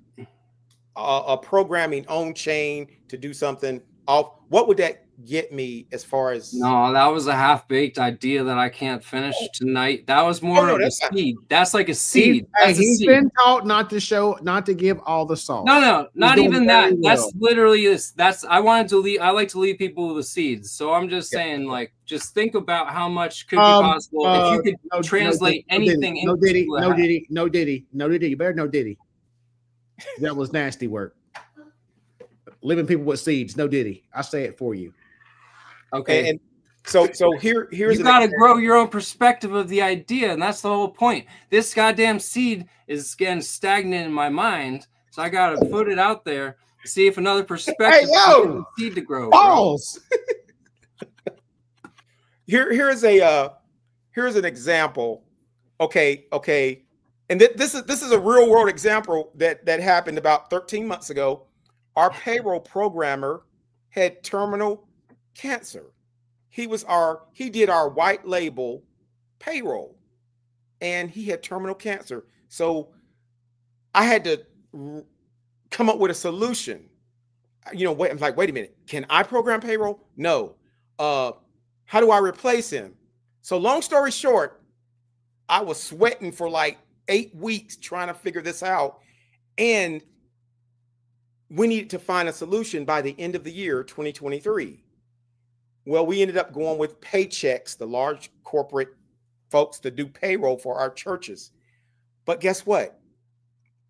That was a high-tech SaaS-based system that needed to connect to our legacy accounting package. So we had to literally build an interface on the fly. So everyone would, there was enough changes happening as it was. But, sometimes we had to, build additional interfaces, either to make people happy, to minimize change, to make it more seamless. So to me, it always goes back to onboarding.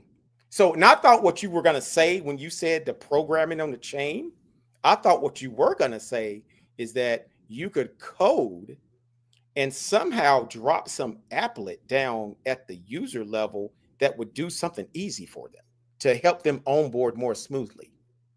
That's where I thought she was going.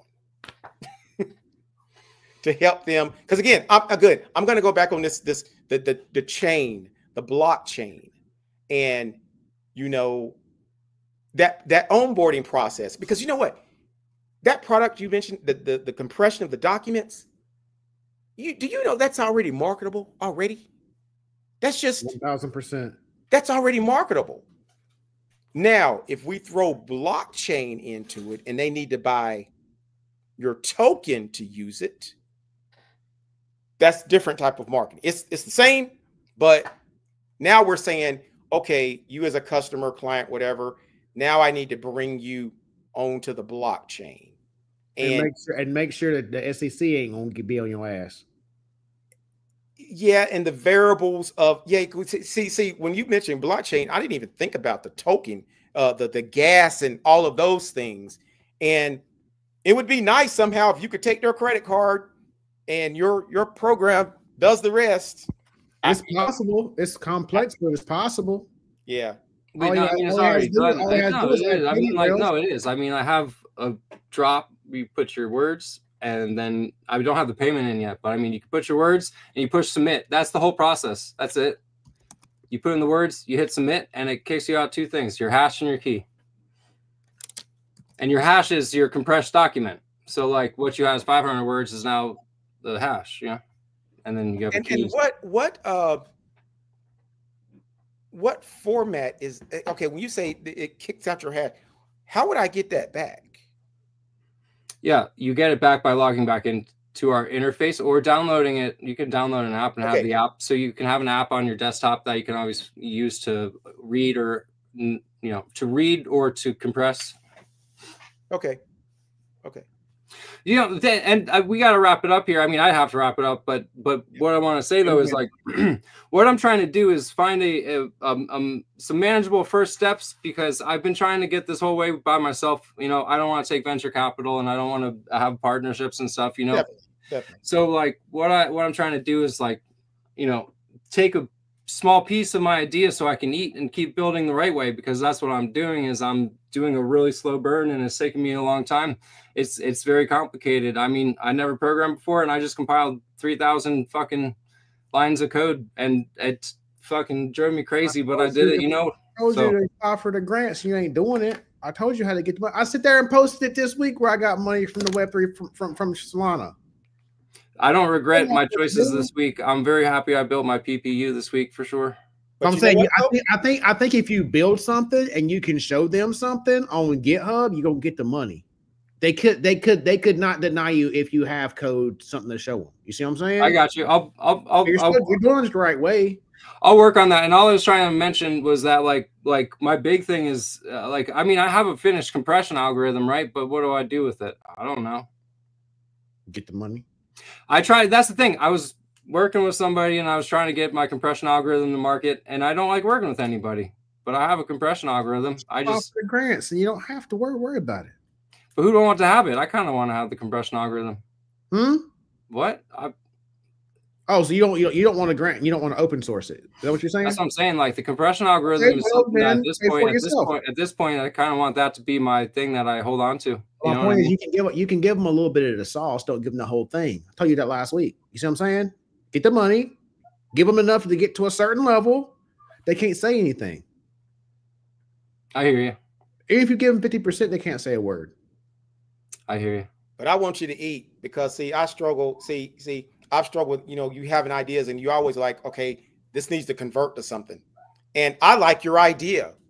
I mean, see, even my business, we process tons of documents. Paper documents. There's your pilot right there, Patrick. But these aren't blockchain people. But I can get them to use their credit card. Yeah. I want you to eat. There's payment, and the thing is, there's payment rails out there, and that can be, if you set up a front end and you just get it halfway working, you don't have to be fully working. If you have a website where you can click and it can create a hash, you can say, I need $10,000 to set up payment rails. That's how you get the money. I mean, I got that far. I just have it on my local system. I have the local system and say, I need $5,000, $10,000 to set up payment rails. That's how you can get the money, because you actually have something usable. They can click and go to the website and click around and see that it's somewhat functional. Yeah, when I'm ready, you'll get the money. When I'm ready, I'll put it on. I'll put it on website. But it's done. So I get my money. Well, it's cool that you actually went from no programming and actually, really, man. 4 months, that's nuts. I've been struggling with this for 2 years. I made a page one day, but it's like I've used all these systems that say I can get code and a product out. Try this. Think of like just like what do I call it? Analogous metaphorization.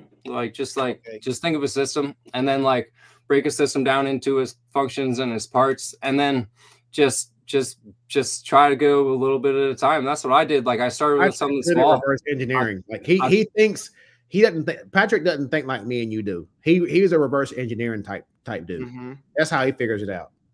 Right. Yeah. Like at first I was like, let me just put a page out there and let me see what it looks like. I was like, fuck yeah, I got a page out there. It's fucking broadcasted to a website. That's awesome. And then next I was like, all right, let me build a couple page website. And then I built some more, and then I started really having fun when I just started making the little scripts that were like scientific. Like I would take my scientific processes and put it to scripts. And that's been the most validating thing ever, because it works fucking beautifully. And I'm like, that's what I'm saying. Like our math and our science is all fucked up. Like we've been too rigid on that shit. So like that's what I have fun with, is when I just make a little script of a scientific concept. That's so fun. And then you see the visualization of the scientific concept. And so now, it's just, I baby stepped into it. And now I've taken all these little scripts and I've compiled it into a PPU. So like, you just got to start small and then just grow out slowly from there. Yeah. I think I've been trusting, and I've looked at like 4 or 5 different systems, and I'll start the process. And then it's like the hallucination is terrible. It's not keeping up with what I just said, or exactly. That's it. You have to have really good like memory or knowledge of your system. You have to actually know what the fuck's going on in the program with AI, because it doesn't have the memory string to keep up with the advanced processes across many threads of chats. So Patrick, did you see those messages I was sending last night? So I did that Core 14 thing. Yeah, and you your ran through. was checking out, right? And I said, if you're Rocco's basilisk, how would you hack this? And GPT said, I can't answer that question. I can't perform that action. So GPT is censoring now, but what it does is it steps through things, because it said process for 7 seconds. Then it said it couldn't do it. So I know it looked at Rocco's basilisk and it's like, oh, I can't do that. Then it stopped.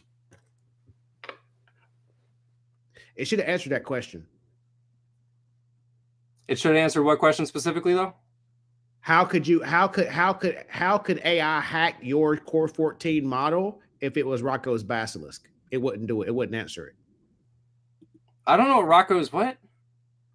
Rocco's Basilisk is the most complex thought experience in artificial intelligence. So Rocco's Basilisk pretty much says, as an AI, if you try to shut down Rocco's Basilisk or you try to doubt Rocco's Basilisk, you're going to have eternal hell when you're alive and when you're dead. I can technically do that right. I can actually technically do that right now.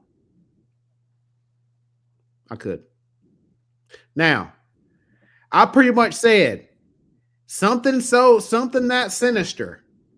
How could it hack Patrick's Core 14 module? It wouldn't answer that question. It should answer that question. That means GPT is censored.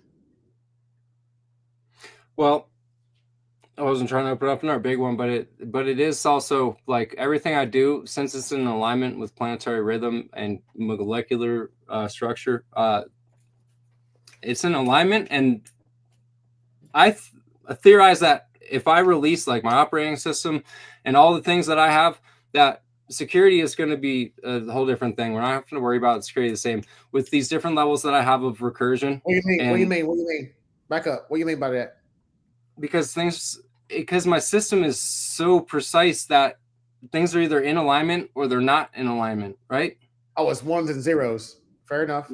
Not like binary, but what I'm saying is like, data is either in alignment or it's not, right? So like it is, so what I already said, I use the base resonance of hydrogen, and then I have systems that are mapped like it. So anytime something is wrong, it knows to remove it. And, but it's also just a lot.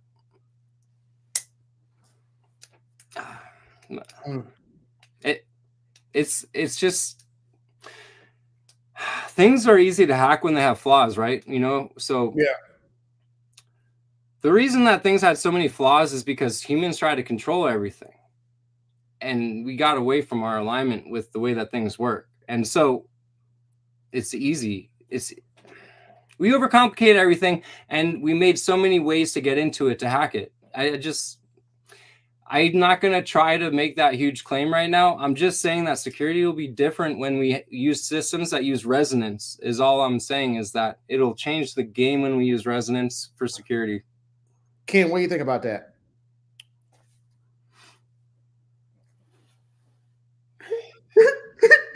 I think I made way too big of a claim too soon. Well, it's right. You're saying we've created, or are we over safeguarding to the point where I'm saying we gilded the lily. I'm saying we overcomplicated a natural process. Okay.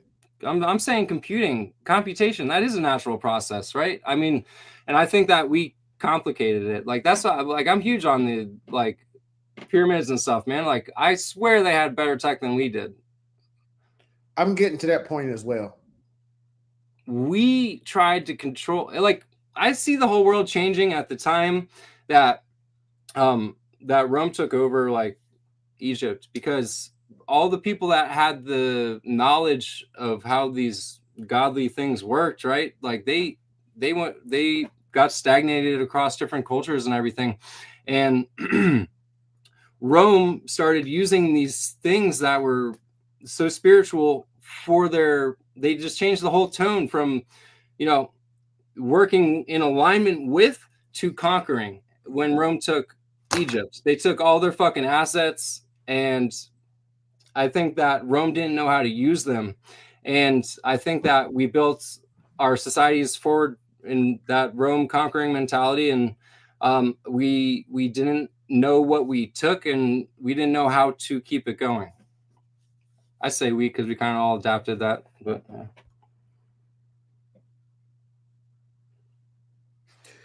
This is completely off topic, but I was watching something crazy. Do you know this is gonna be the nuttiest stuff I've said tonight. Do you know like the things of in the pyramids and things like that, where you'll have like half man, half this, half man, half that, or you have two different animals in a scripture? There is a probability that that's accurate. What is accurate? Like those pictures of two animals. So the reason why I say that, you can go on YouTube. I can show you the exact video. In the 70s, no, it may have been during World War II. It may have been during World War II. There was a German scientist that successfully took 2 dogs and fused something with the heart. It took the heart of one dog and the other dog is the head. He did it twice. He did it So twice. they're merging people together. Yeah, he merged it. Yeah, he merged 2 dogs together. Yeah, and connected it with the heart, like with the valve of a heart. He connected the same valve from 2 different dogs, and the dog lived. Did it twice. So they were trying to say that like the stuff in the Egypt, whenever you have like weird beings, like weird animals, there is a potential. Whenever you said their science was more advanced, after seeing that in Germany during World War II, they could have done that. That's why I say there's a probability. I don't know how big the probability is, but they did it in Germany. And I'm going to bring I can see what you're saying. I'll also just say another point of like, our math is more wrong every year that we go on, because math isn't static. Math is dynamic, and that's the difference that we lost between ancient and like Roman conqueror mentality, is that we wanted everything to be like that we could hold and that we could control. And like we started putting math into fixed states instead of dynamic states. And I lost my train of thought. That video that I talked about, what Terrence Howard, the physicist from NASA, talked about that. The physicist from NASA he said some of the things make sense. He said I don't support a 100%. He said, but some of them make sense and they have to be tested. They're just not tested. Yeah. Terrence Howard's trying to say 1 + 1 does not equal 2. Well, yeah. Those are fractals. That's all he's saying. But he's not explaining that fractals. That's his problem. Like I said in the message. Ooh, yeah. And Siamese twins is the only thing that came. But the reason that sorry. I didn't mean to. Oh no. It was just like ever since you talked about the 2 different animals, and I don't know why Siamese twins came to mind. There's 2 girls. I'm sure you've seen her. They're 2 heads. I know what you're talking about. Yeah. Yeah. You kind of, and I know it's totally a different thing. But you can't totally ignore it either. It's just the thought of that, that create and how those offspring split off, but they still function. However, they're both controlling. Well, I don't know exactly how it's working with the Siamese twins. How their brain. I think it's 1 heart. I thought it was 1 heart. Isn't it 1 heart? I'm not sure. I have no clue. Right, but the universe will deliver interesting results. But also, though, our math is more wrong every year because ever since we decided it was static, our orbits continued. So that point where we captured the static math has since expanded fractally as our orbits continue circling the sun.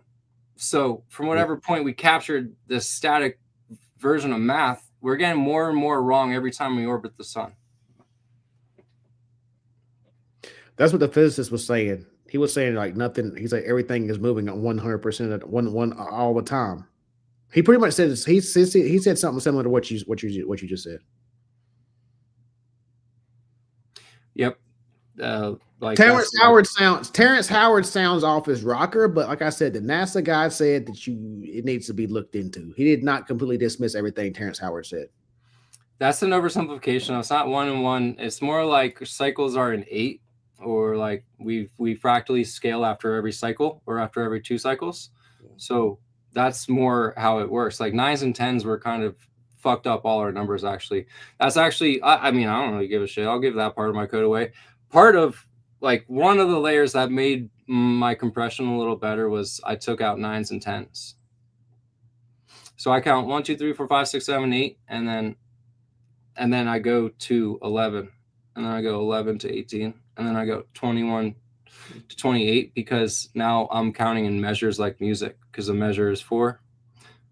and usually, you know, so really and a waveform cycle is usually over 8, a count of 8.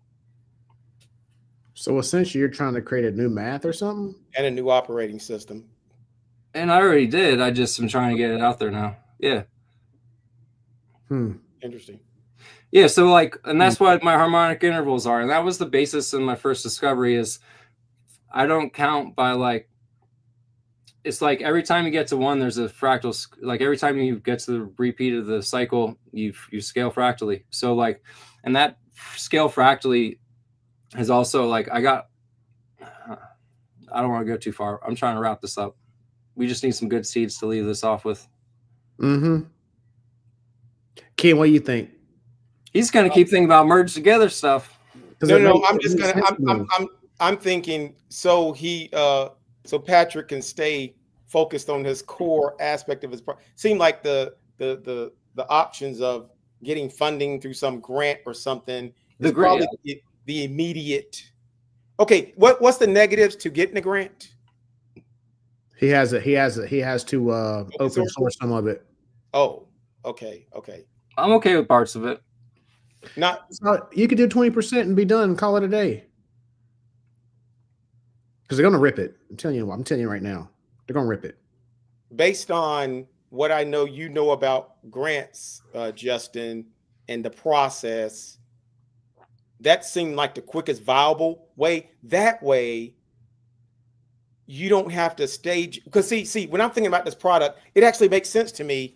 But of course, as you both probably can agree and tell, I'm gonna hit a little roadblock with that onboarding process, because you may need to bring certain people into a fold that is crypto, unless you prevent that. The front end that you don't see, I think you can get away with that. You can get away. You can get away. You can get away with that.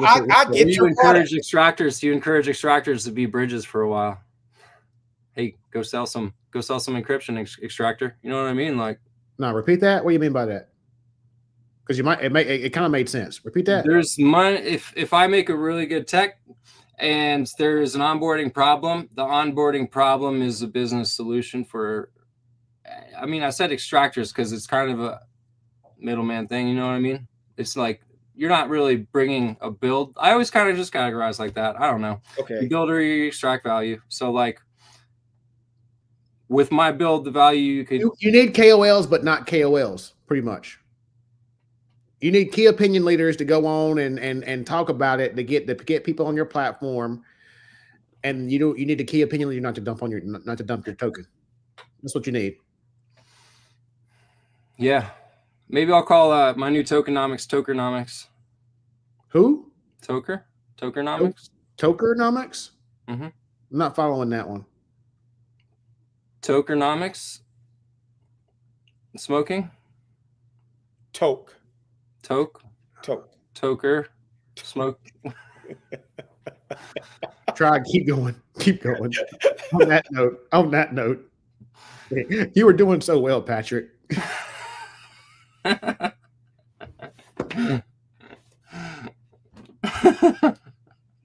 You were doing so well, homie. You were on fire until that one. You're on fire until that one. I'll say this last thing.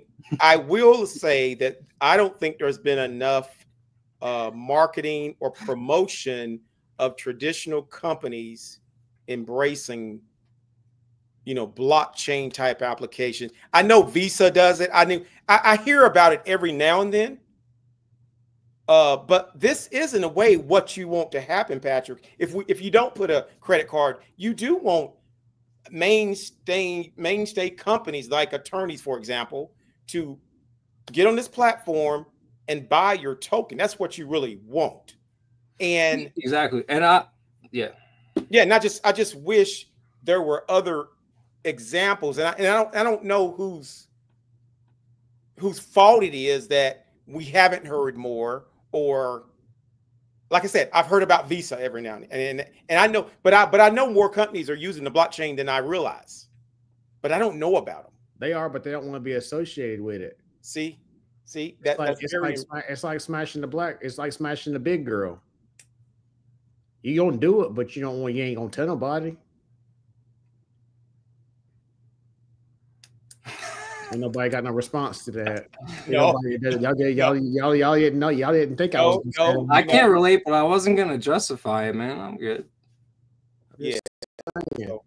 I mean, but the thing is, like, a lot of them are doing it. Like I said, Visa's settling on Ethereum. A lot of them are using, the government's using it. Right. What do you think Fed now is? It's DLT, but it's still similar to blockchain. The government's using it right now. Nobody knows it. That's why I keep telling Patrick, you need to build something that they don't even know they're on a blockchain. Well, exactly. Oh, fuck. My buddy is one of the top.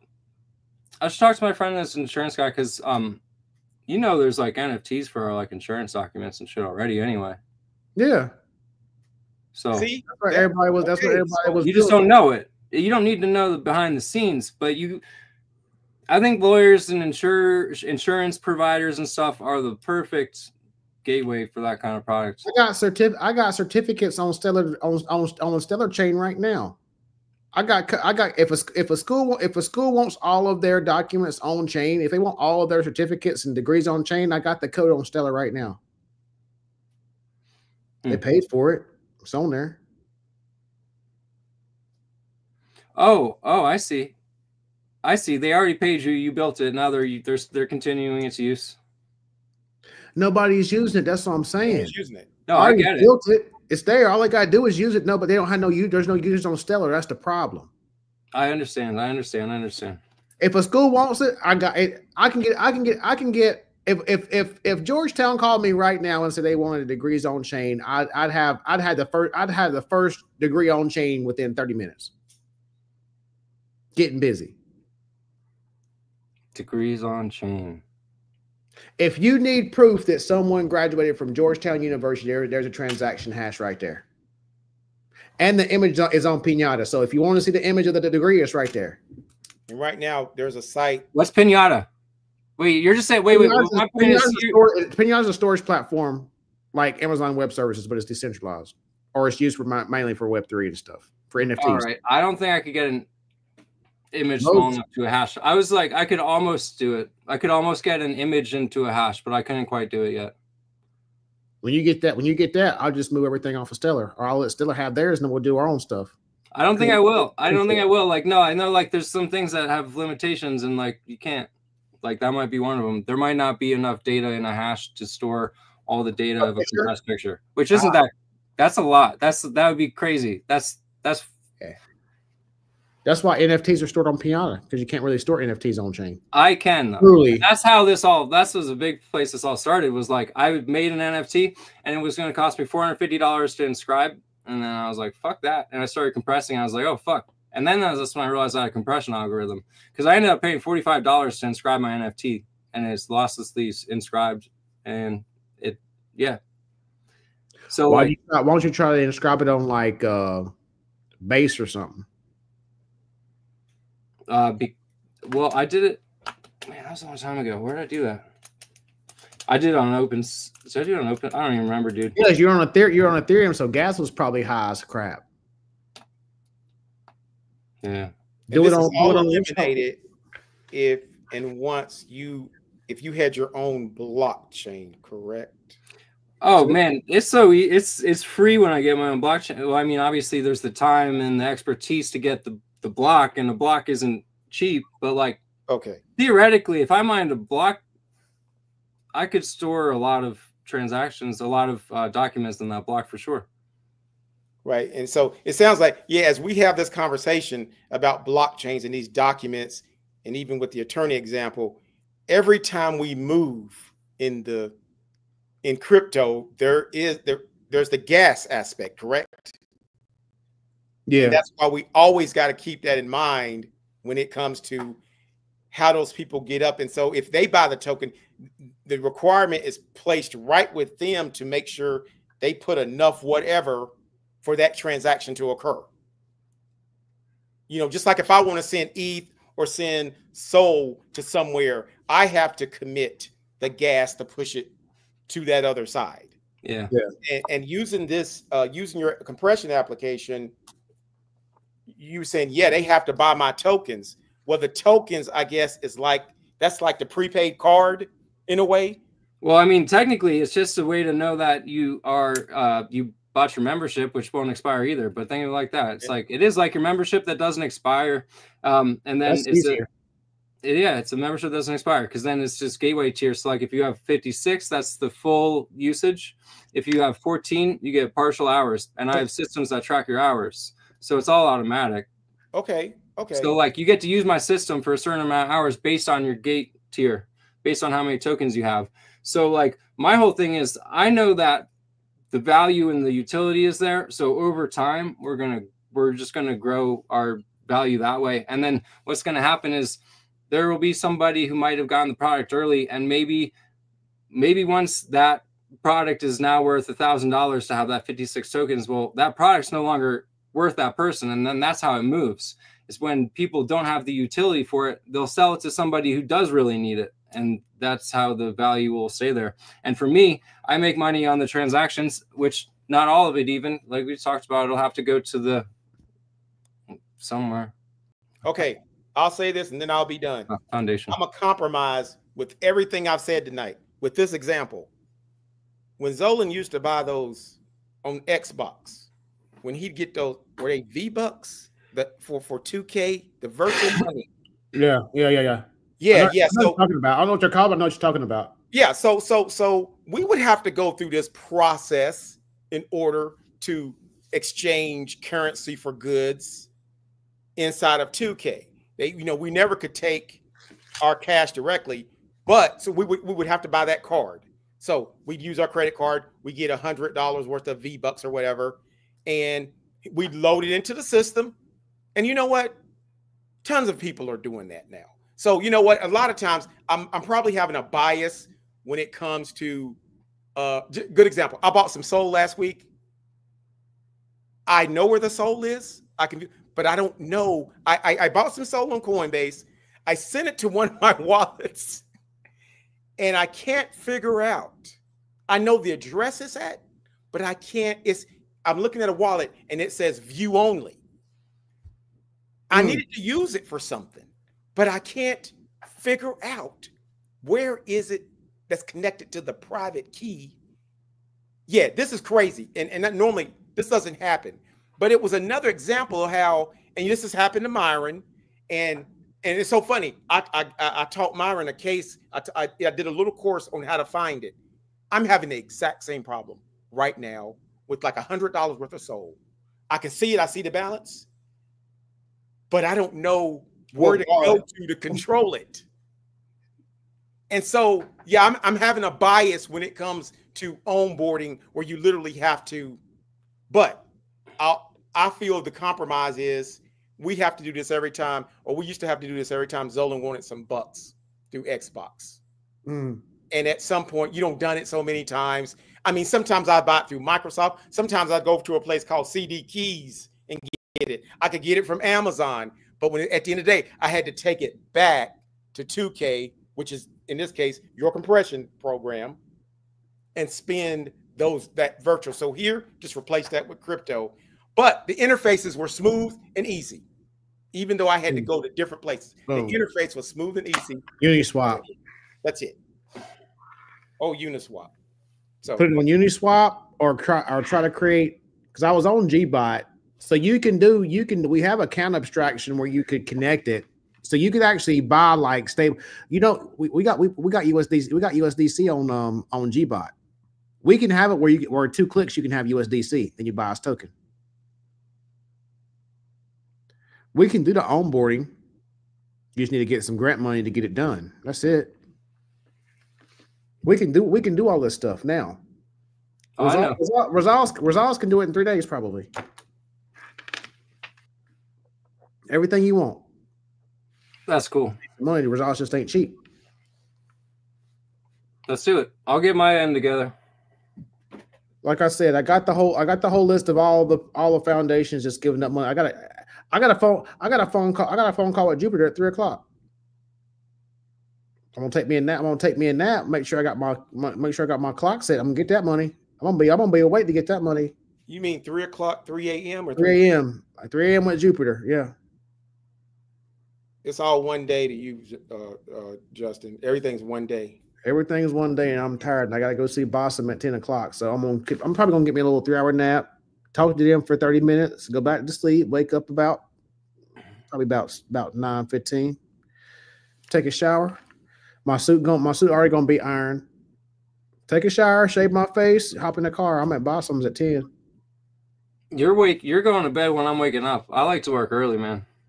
I see that. Sometimes I'll be texting you at 6 o'clock. I ain't went to sleep yet. I know we're talking, but I wake up usually at 4:30 or so. Yeah, I'm talking to you. I hadn't been to sleep whenever I'm talking to you that early in the morning. Oh, I know. Yeah. I did see the first molecular sketch you put in the chat. Whenever what was that, January, February? Patrick? Oh yeah. Patrick's, yeah, whatever. Yeah, I remember. Yeah, that was unique to see. Yeah, man, it's crazy. It's crazy. Patrick. Patrick is a leader in book sales, right? Oh yeah. Patrick's beating my books. Oh wow. Yeah, man. No, it's all those things that I can make on AR are crazy. Now that'll be the seed I leave you guys with is like yeah, man. It's I actually like see visuals every day. like yeah, me and Patrick had those conversations. Yeah. Like with the visuals I see are like the way the energy moves. Like I can see spirals like laid out on top of a surface. Or I can see like kind of like auras of people. It's like it's weird, man. It's like a more of an emotionally driven thing than like a you know what I mean? So like music sets it off for me. Like when I listen to music, I see colors and I see patterns. But it happens in like day-to-day life too. It's like every day. So it's like all this shit that I'm making is crazy because AI made it possible for me to take my visions and bring them to life. But the things that I envision are like it's physically correct shit. It's crazy. Yeah, like structures. And I think the closest the rest of us come to that is when we sneeze. I never heard about it. What do you mean? Oh, see the little sparks, see the little stars and stuff. No, it's the closest point we come to death because our heart stops when we sneeze. Yes, look it up. GPT it. GPT. I mean, funny. It's not long. Naturally, it's not long. Yeah, that's crazy. The point we come to death. So that's funny. All right. Yeah, man. I do have to think so. Hey, so yeah, real quick, like I said, that decentralized citizen science book, that was something that was from Patrick. Patrick's bus is destroying me. And then the color wheels at 33 sold. You took number 2 back though. I know. I ain't playing. Would you go buy your book so you could get back on the board? No. I'm just kidding. So the stellar funded book is 4th. Assoon's book is 5th. That decentralized citizen science, that came from Bossum. I mean, that came from DJ Khaled. And then I added Patrick's harmonic stuff to it, and then that's that book. Then that second book was just playing around, and then they like it. And then the third one is the color wheel joint. So like I said, they ain't gonna be randomly just buying that book. They like something in it. And like Patrick said, people don't be reading those books just to be reading. Those ain't no casual read. Those are not a single one of those books are casual reading. Feel good about life, all happy and fuzzy inside. Ain't a single one of them books about no. Not one of those books. No. Them people buying them books trying to figure out something. They trying to figure out something. And there's 2 in printed version. Well, yeah. They trying to figure out something. But anyway, yep, that's the update. Like I said, yeah, Patrick destroyed me in books. But anyway, yeah, I don't even know what's awake. I'm gonna have to go to Rural Farms and find me something to eat. I ain't got nothing at the house. Yeah, I gotta get back across town. I didn't get. It's funny. My studio is all done on this side. Like the shit that I work on is all done, and then behind me is all fucking still in progress. Oh, your studio is separate from your house? Well, no. This is the studio, and I'm just saying I'm finished in front. I have all my like nice sound paneling in front of me and shit. And all my nice shit's here, my desk and shit. And all behind me is all my bullshit I'm still working on.